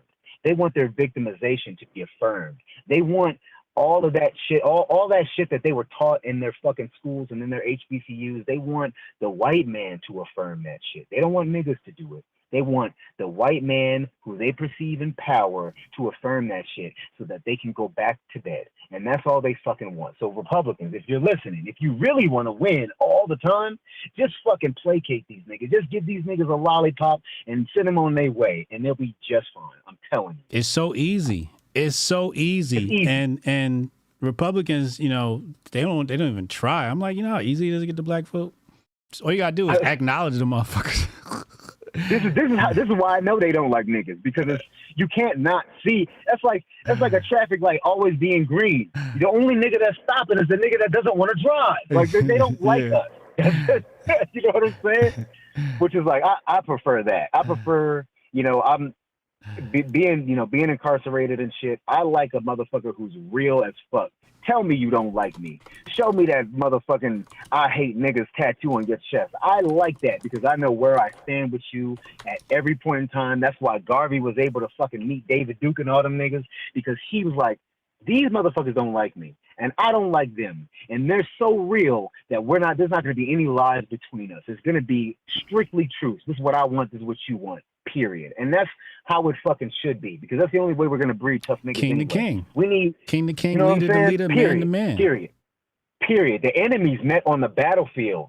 You know what I'm saying? The kings talked to each other. They hated each other. And they met and they told each other to their face, listen, I'm going to kill all your niggas if you don't do this.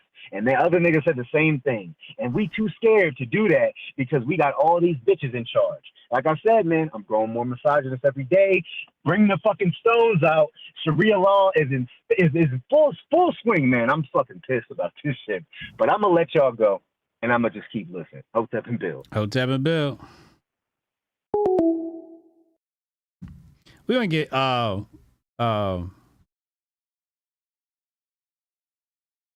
Mo Facts in here. Mo Facts calling. Let's get Mo Facts in here as I get myself resituated. Where's Mo? Here he is.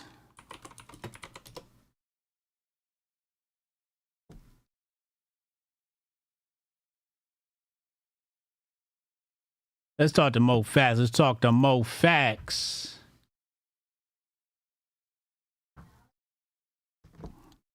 My text messages are blowing up. Shout out to Haram Life. Shout out to Jordan. Shout out to Torian for the cash app. Appreciate you. Mo Facts, what's up, bro? Not much. What's up?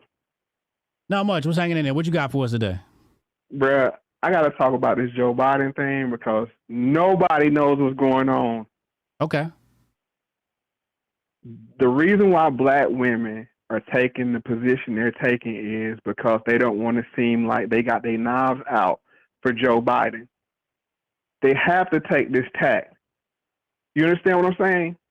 Because if they come out and say, oh, we want Joe to go, they seem conniving. And the party will not let Kamala Harris, their representative, who is not a black woman, step into that place. Because you have to go back to 2016 and know that 2020, to know Kamala Harris was supposed to be the nominee from the beginning. But ADOS ruined her chances before she even got off the ground. This is why they had to pivot to Joe Biden and put her in the second seat. And this is why they do this weird thing when he talks, he says the president, Kamala Harris, and when she talks, she said the vice president, Joe Biden. She was supposed to be the next Obama, basically. But she didn't have the chops to do it. So now, let me explain to you what's going on, just from my perspective. Everybody's on board that Joe needs to be replaced on the Democratic Party. What they're not agreeing to is when he needs to be replaced. Pre-election or post-election. This is the real argument with the Democratic Party. Because half of the party is saying, who do we have? If a white woman couldn't get elected with the credentials of Hillary Clinton, a black woman definitely can't be elected. That's what one half is saying. The other half is like, we can drag Joe across the line. We can put him back in the basement. We did it in 2020. All we need to do is rile the black people up. But all this whole show is about corralling the black vote because they need I'm going to say this very slowly. They need the appearance of black people being interested in voting so they can steal it. Right now, they don't have the interest, the appearance of black people being interested. This is why everything is so false and faux. I'm going to stop right there so you can ask me some questions, but that's what's going on. No, I mean, that makes sense. That last part makes sense. They want to keep the appearance up. Yeah, I wouldn't argue that at all. So that's what but see, people like the lady from the Disney family, that's what Joe is talking about, the elites. They're saying, we will not donate any more money until you replace Joe. That's who's really that's that half that says we can't win with Joe, but everybody's on board. He will be replaced soon as the election is over, and they win. But they can't steal it right now. They don't have the appearance. They don't have the appearance of black people being interested in voting for Joe Biden. And like I said, I don't think they can really get Democrats to vote for a black woman or a woman, period. I mean, we got Trump beat Hillary Clinton, a seasoned professional politician. You think Kamala Harris can win as a woman? This country is very, very cautious about voting with somebody with a vagina. Let's just be honest here. We have to be honest about this fact. Yeah, we'll say what we're going to do is kind of like when black people said they weren't going to vote for Trump, but then they go in the ballot box and pull you in the lever for Trump. That's how men are about voting for a woman. They'll say, yeah, we're behind her, but when they secretly get in there, they're not going to pull that lever for a woman. Well, I always thought Hillary couldn't win because of the WikiLeaks. No, it's her vag leaks. You're saying it wasn't the WikiLeaks and the deleted emails and bleach pit? Men are not going to vote for Hillary Clinton. Or any woman.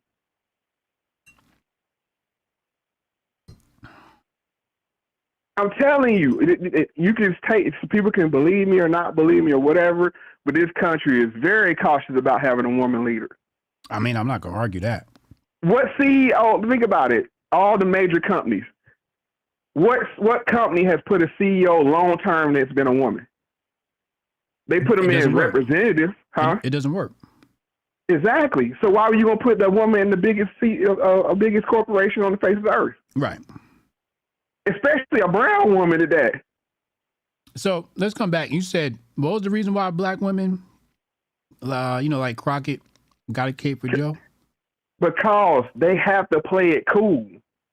They have to play it cool right now, because if they come out and say, yeah, Joe needs to go, Joe needs to go.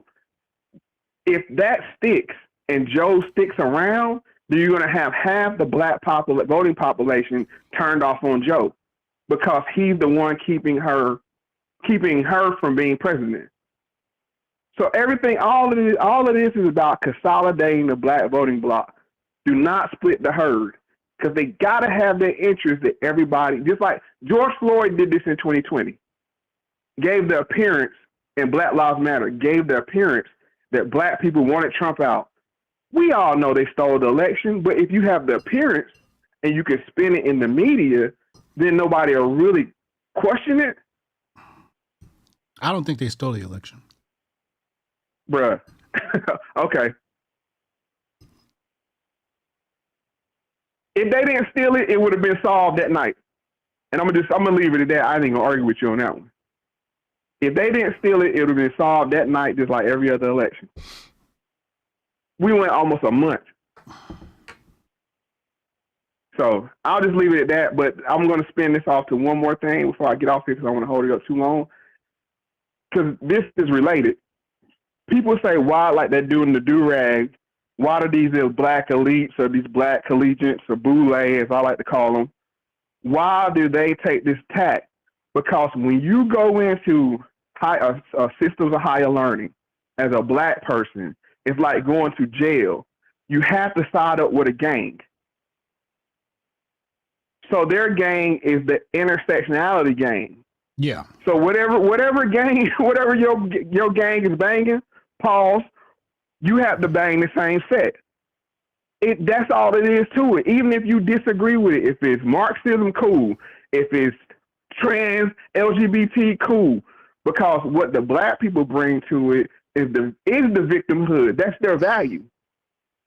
We could put a black person out here, you be the victim, you be the mascot, and we'll put our energy and muscle behind you. Look how that fast the Palestine thing died off. People are not interested.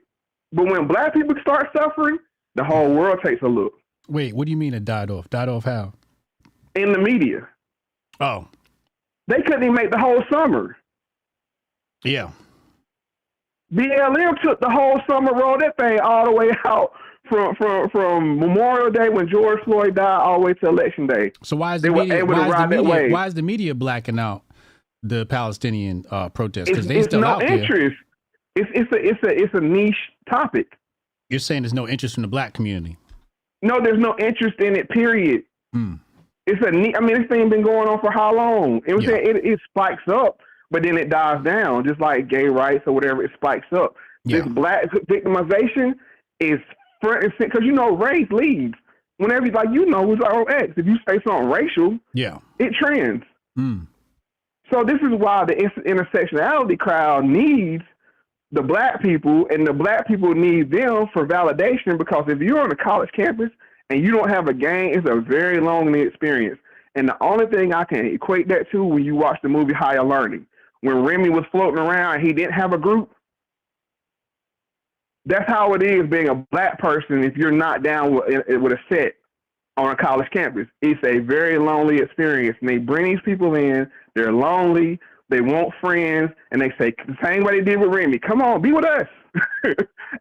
And that's how they indoctrinate them. And they're smart people, and that's what perplexes us, because I'm like, I know you're smart enough to buy this bullshit. They're like, we gotta survive, bro. I'm doing a 4-year bid on this college campus, maybe a 5 or 6-year bid. I got to get down with a set, or I ain't gonna make it. So that's what's going on, and this goes to Republicans.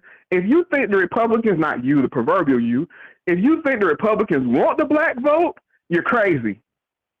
They rather lose 20 elections than win with the black vote, because when you go to Republican, your identity is Republican. You can't be black and a Republican. You have to give up black for Republican. You have to give up anything for Republican, because that becomes your identity when you go to the conservative/Republican side. That is your identity. What the Democrats say, bring your identity, no matter what it is, and we'll bundle it together into this hodgepodge. That's true. That's true. So this is what confuses people. Like, why won't the Republicans just do this for black people, and they'll win forever? They say we rather lose than cater to niggers. Let's just keep it a buck. Sorry for saying it on your channel, but that's what it is. Oh yeah. And they don't need our vote. And you've seen that with the Lily thing. Soon as she said that, instant star. Going back to what I said before, when you say something about race, that's always under the surface. Yeah. Always under the surface. And then the Democrats know that, and they just need anything right now.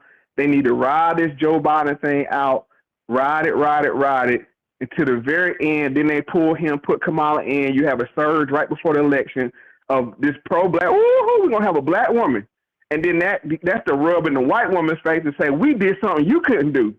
You're saying they're gonna pull Joe Biden out last minute and run Kamala? If they have to. I'm going back to what I said. To get the black vote? Yes, if they're gonna do it, they're gonna do it late. They got to make a spectacle out of it. They can't do it early and lose the wave. You see what I'm saying? It's got to be a surge. You a product rollout. You know what I'm saying? You know how it goes. You got to pull the trigger at the right time. Bro, I'm telling you, but they're not sure if they're going to pull Joe yet, because when I go back again, will men vote for women?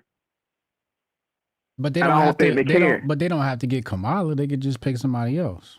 You think they're gonna pick somebody besides Kamala? Do they really want to lose?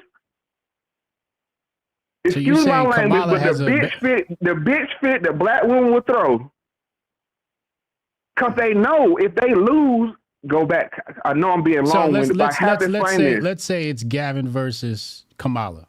You're saying Kamala has a better chance of winning than Gavin? No, it's an automatic loss, because black women will turn against whoever else gets picked and say, we'll take our ball and go home. Who's got a better chance, Gavin or Kamala? Kamala. But you said women, nobody would vote for women. This is the political calculus. Can we win with a male, white male, or a black female? And this is what's taking so long. Hear me out. This is not an easy decision. And this is why this heated debate on the Democratic side, because the black women know If they lose this election, they're out. All of them. Listen to what Taraji P. Henson said. She said, we're voting for our careers. All those DEI hires, all this Crockett and all these sister girl, they're all out if Kamala don't win. Clean sweep. Joy Reid, all of them out. Because we tried this black woman experiment. It didn't work. It didn't, you know what I'm saying? So they're fighting for their lives. And they know, you know what I'm saying, they have the power to say, if you don't pick our girl, just like they got Kamala on the ticket for VP. There's some truth to that. So they have power. Don't get it twisted. They have power, but they're confused about after election where your power go. Pre-election, you got all the power. Post-election, it's like shut up, get in the corner. I just thought that with a Republican win, they become irrelevant. And they do. They become irrelevant either way.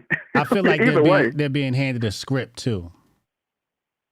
Yes, they are. And you know why? I'm gonna tell you the telltale sign. I'll let you go after this. Notice, Charlemagne the God is shut up right now. He was the one that was saying, "I'm voting for Kamala, not Joe," in 2020. He ain't said nothing. This will be the opportune time to say, "You got to put my girl in." Riding with Trump over Biden. Right.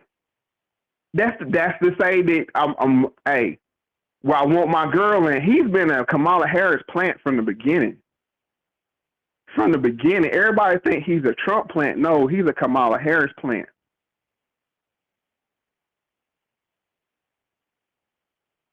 Because black women got him by the balls. Because all they got to do is drop that case on him that they got hanging over his head. Yeah. If black women start kicking up dust about what he did to another black woman, he's out of here. Right. So that's who he's a slave to. I just feel like this election, the black vote is null and void. No, the black vote is the most important component to this election. Why? Because the only way they can steal it is black interest. Let me be clear. So you're under the impression that they want to steal this next election. All they have to do is say black people wanted it, because with how black. Wait. But you're under the impression that the Democrats want to attempt to steal this election, like they did in 2020. Yes, and they can't steal it without black people interest, because it's a well-known fact. High black voter turnout equals a win for Democrats. Look at Obama's 2008 and 2012. They know this. The same thing they did with Black Lives Matter in 2020. This was a vote for George Floyd.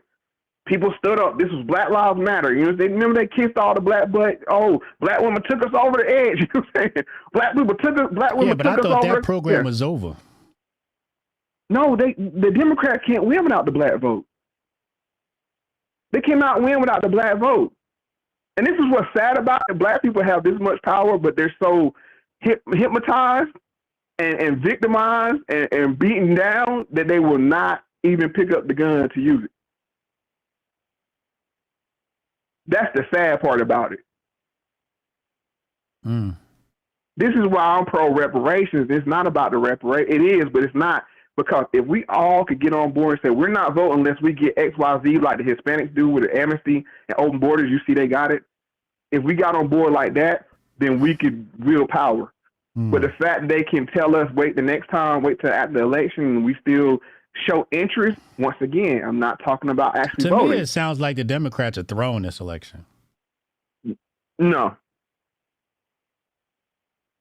Some people say that, but no, because I'm going to tell you why they're not throwing it.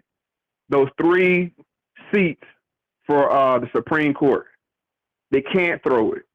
What 3 seats? You got 3 possible seats that can be taken in this next election. What seats? In this next term. Whose seats they can take? You got Clarence Thomas is one. Why? How can you replace Clarence Thomas? No, he's old. These guys, 3 of them is ready to leave. And if Trump wins, they're leaving. And they're going to replace them with 3 conservative judges, young ones. Okay. So this is what I'm saying. This is why, they can't throw it. No, They can't throw it. They can't throw it. Now, some people like, let's dump it on Trump. That I can see that angle to it. But if you're into politics, not into like actually politics. Have we ever had a liberal Supreme Court? No, but this would be a great time to do it. I have a feeling that the powers that be don't want a liberal Supreme Court. It's kind of hard to have liberal and pro capitalism. That's the problem. Correct. So because even your most liberal judge is still capitalist. The car has to have a governor on it. Right. Right. But I'm just saying that's why they don't want to throw it. If they allow the Supreme Court, the highest court in the land, to go liberal, they could lose control of the vehicle. True. To women. We were just talking about we're just talking about how they don't want women in charge. That's right. I'm just saying that's why this is not. They can't throw it. Yeah. They can't throw. I'm just saying like this is my angle to it. But I understand how important the black vote is. Malcolm X said it back. Him saying all the way back in the Ballad of the Bullet. This is how long this has been going on. As long as black people vote 80-90% for the Democratic Party, they are needed. Their interest is needed. We have to show interest because if black people don't care, you know what I'm saying, one way or another, then you can't steal it. You can't say we had record turnouts. You know what I'm saying? That George Floyd thing, the most votes ever. You know what I'm saying? That was driven by a high black voter turnout, which you can't find those numbers for 2020. Mysteriously. I've looked since 2020. You can't find the black turnout or voter turnout numbers. So I'm just saying. I mean, that's all I got for you. But you know, this whole Kamala Harris thing is very, very interesting. The power plays is going on here. And I relent. You have a good one, sir. All right, have a good one, bro. Thanks. All right, peace.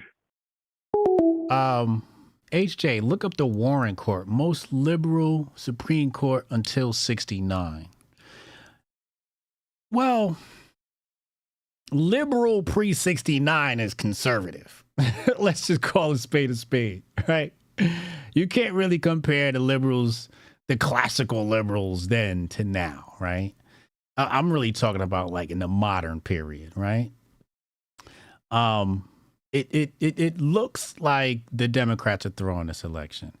And again, following my my substitute teacher theory, Kamala, you can't do the Kamala thing.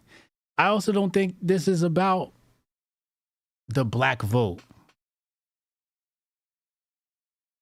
Like, look at the last debates. What was the discussion about black people? You know what came out of that discussion? The argument about what are black jobs. That's all we got out of that. The argument for black jobs. We didn't argue for black jobs against black jobs. Just the fact that the Boule class chose to say there's no such thing as black jobs. So the concept of, I don't think either side wants the black vote. I think the investment that Democrats make for the black vote this year is just business as usual. Best practice, right? Like you don't want to lose the black vote completely. You got to keep some level of interest involved.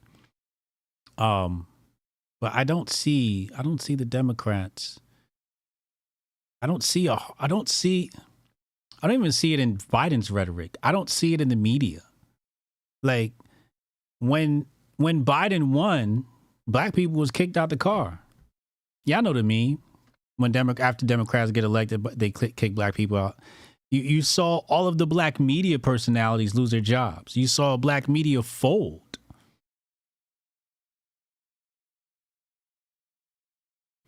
Black people being replaced by immigrants. They don't need us. Black people are going to become the most irrelevant voting bloc in the coming years. The little investment they're making now is just to maintain what they got. I don't see them trying to increase black votership. Mo says they need us for elections only. Need us? No, that comes back to, the concept of, do they even want to win this next election? It doesn't look like the Democrats want to win this presidential election. It looks like they're throwing it. Lil Bear says no mention of reparations. Right. If the Democrats really wanted it, they'd be like, reparations. They know they can't even do that. I don't see them. Let me ask the chat.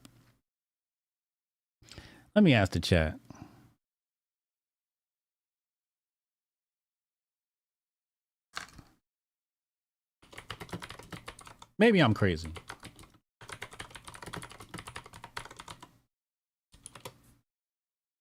Let me throw this to the chat. Are the Democrats throwing the election? I just put the poll up. Let's see how people vote here. And maybe I'm wrong, right? But I don't see an effort. Like, none. Even my ads on TV, my ads on YouTube. Like, I remember 2020, you could not avoid a Democrat ad. I don't even see the ads being played out. And I also want to clarify my statement about I don't believe the election was stolen. Reason why I say I don't believe the election was stolen is because it ignores a very important piece to all of this. In order for the election to be stolen, you need a close race. Right? So that's first and foremost.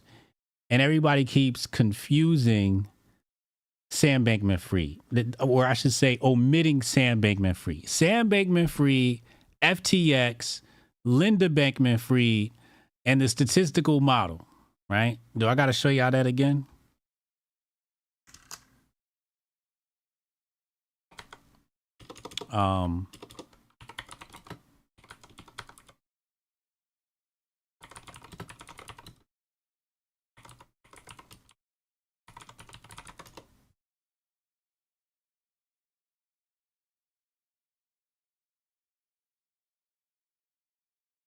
Hold on. It's always hard to find this, but here we go. Found it. Let's put this up on the screen. This is what I think won them the election. And I feel like this is what people don't talk about. Was there some funny money stuff with, the minion machines? Yeah, of course. Right. There was something, the mules and the ballot harvesting and all that. Yeah, there was some of that. But I don't like just jumping to the election was stolen because it ignores the intellectual part of what the Democrats actually did to make the election that close. And as this article on Vox says, inside the secretive Silicon Valley group that funneled over $20 million to the Democrats. And it said, there's a reason you haven't heard of Mind the Gap. Its raison d'être is stealth. Stealth. So you got everybody talks about the elections being stolen, but they're not talking about what the Democrats did intellectually. Now let's see if we can find it.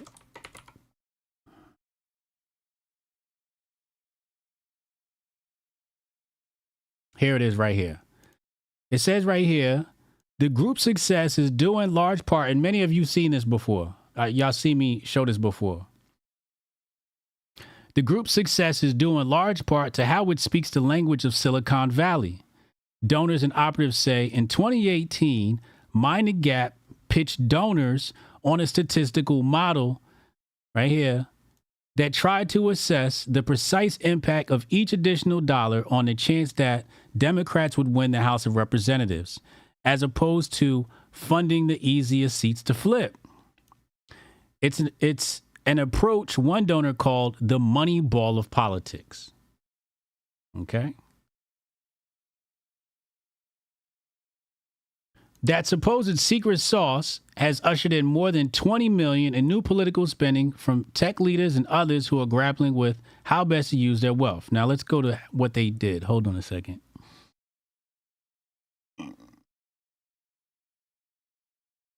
All right, right here.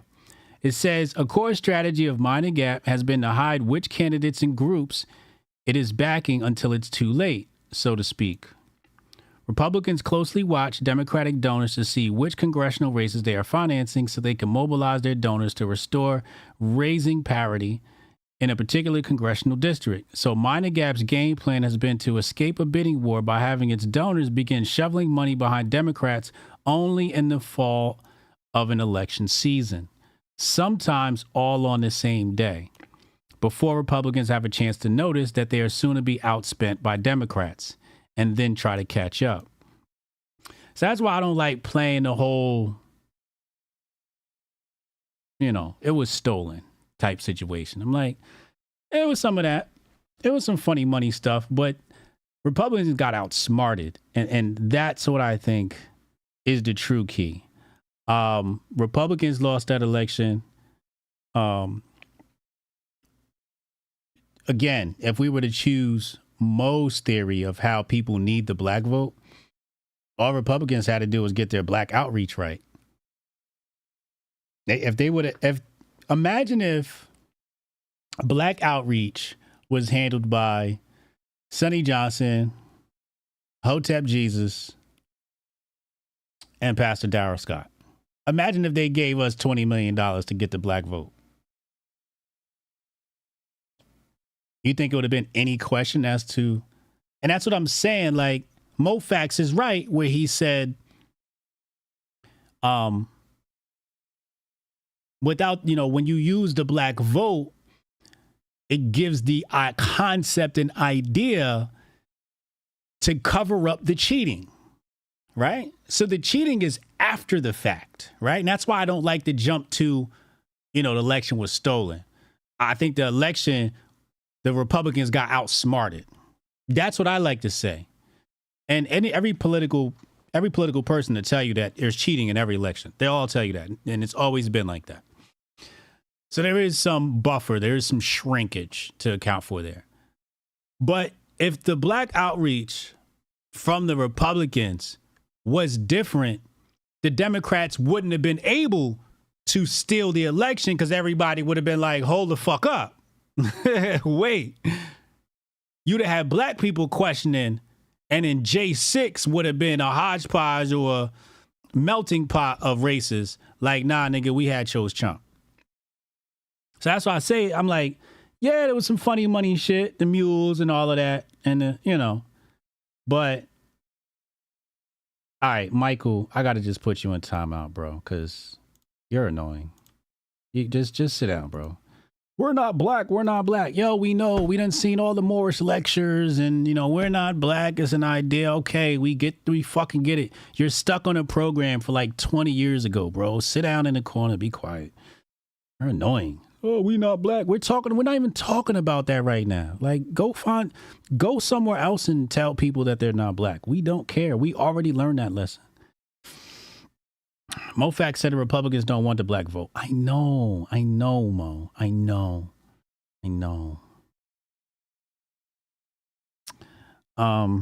The poll is saying 50% yes, the Democrats are still in the election. I'd like to see it more like 70% to really say, but the majority is saying 94 votes. 94 votes, 57%. So 42% say they're actually trying. Where are the media not even trying? The media is not even behind the Democrats. If you look at what the media is saying, you know how the media be lying about all the polls too. The media is like, oh, Trump's kicking ass, Trump's kicking ass. The media is behind Trump. When have you seen that before? Right now, the Democrats are just trying to save face, it looks like to me.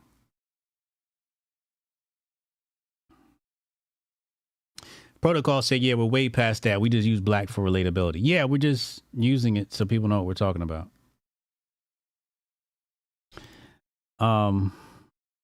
The youth vote versus the race vote. You see, the youth vote is more about getting in now so that when they do become serious voters, they're beholden to your party. I think that's what it is.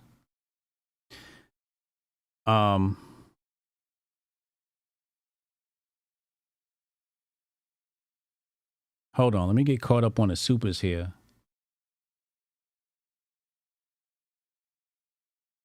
Strong Dad, $5 super. I'm not accusing, but it sounds like Mo is bringing the Black Authority's entire take to the platform.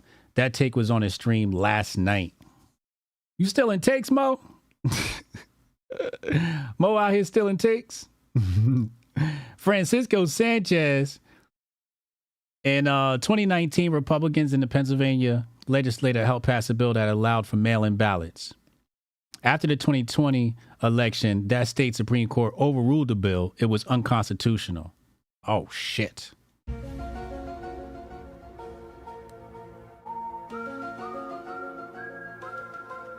Sound like uniparty shit to me. Carlo, slow fella didn't know he was dealing with an intellectual. Shout out to you. Oh, this a real Hotep. Yeah, I appreciate you. Why did this appear? Why did it not appear in my? That's weird. That's very weird. Will they throw the Supreme Court replacements? Voting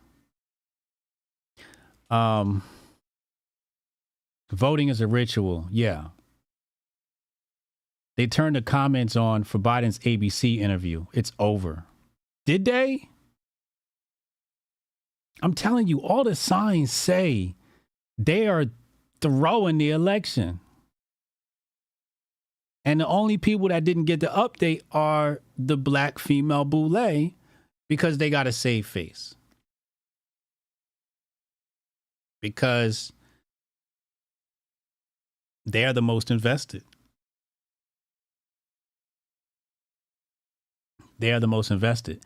And because, like Mo said, they going to be irrelevant. They going to, if they kick, yo, I can't wait for the day they kick the black women out the party and replace their asses. That's going to be a beautiful day. That's what you're going to call a nigga wake up call.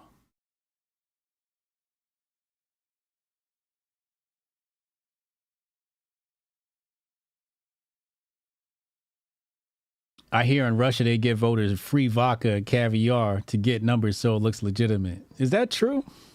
That sounds like some old tactic. They want to win with Gavin?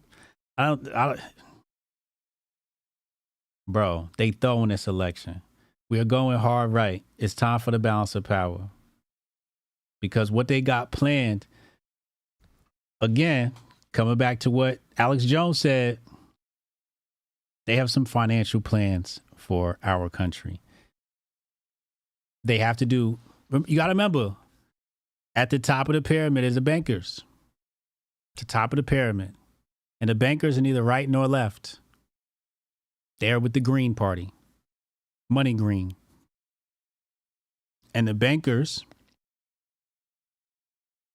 have financial plans for us.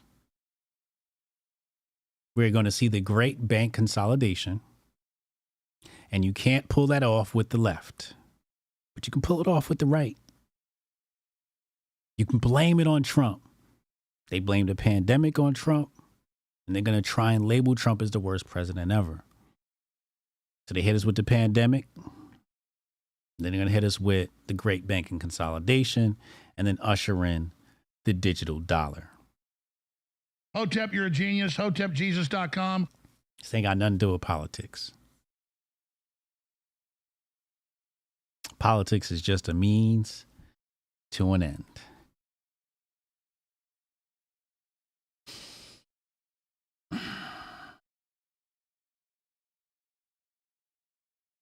If I were working in Biden camp, I would be so much propaganda to keep charge till. I haven't seen nothing. I haven't seen a damn thing from the Democrats that say they want to win. They're way too divided to win either.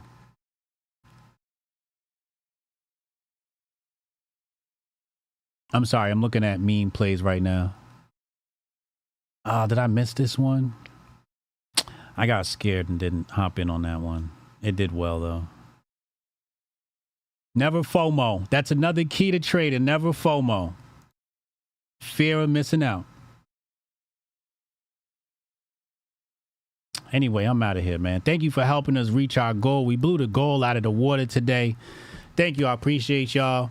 We'll be back tonight with Uncle Hotep. Patreon.com/Hotep's Been Told You. We've got a lot to go over with Uncle Hotep tonight. So that's right. Patreon users only. It's like $5 a month. Better than Netflix. And we'll be back tonight around 10 p.m. And I'll be live with Uncle Hotep just for our VIP members over on Patreon. Patreon.com/Hotep's Been Told You. And I'll see y'all then. If not, I'll see y'all tomorrow for another episode of the Grift Report. Shout out to our donors, to our real money people. Francisco, Strong Dad, Darion, Aunt Bailey, Jabari, Kamar, Wizard Jones, J.A.A., Rudy, and who was this again? Carlo. Appreciate y'all, man. I'm out of here. Be well, stay merry, tell somebody in your family that you love them, and as always, Hotep and Bill. Welcome to the 4th annual Grifties and the first ever live Grifty Awards. And now for your host, Uncle Hotep and Hotep Jesus. Yo, no George, but I can't even breathe in this joint. That's fucked up. He working on that Coon of the Year award. Black people, am I right? We've got some great categories tonight, including athletes. We'll say what's up to your dad. Season's COVID-19. Who did you want? Hamlin? Hamlin's a sleeper. Hamlin's a sleeper. Female, musical, celebrity, people's political grifty, the Hall of Fame, and a surprise category. Y'all see we professional. We got the teleprompter and shit. And of course, the one everyone is waiting for, Grifter of the Year Award. From podcasts to movies. DJ Protocol. Yeah, DJ, that's the time to do it. This is not a grift. I really think Lil Nas X is a gay demon. How dare you? Unlike most modern award shows, none of these women have penises. Women shouldn't speak anyways. Y'all picked the blackest room for a black. Paint the walls white so I can see y'all next time. All coons look alike to me. Some of you white people too. Some of y'all look like you came from 8 Mile. We're halfway through. No one's been shot yet. But I'm going to say at the Grifty Awards, there's only one person more arrogant, more self-assured than me, and that's Hotep Jesus. Grifter of the Year. Clap it up for old Uncle Hotep. Hopefully my kids will watch this and be inspired and stuff like that. Fuck them kids. I'm looking for my wallet. I'm like, oh, thank God he didn't take it. Thank God.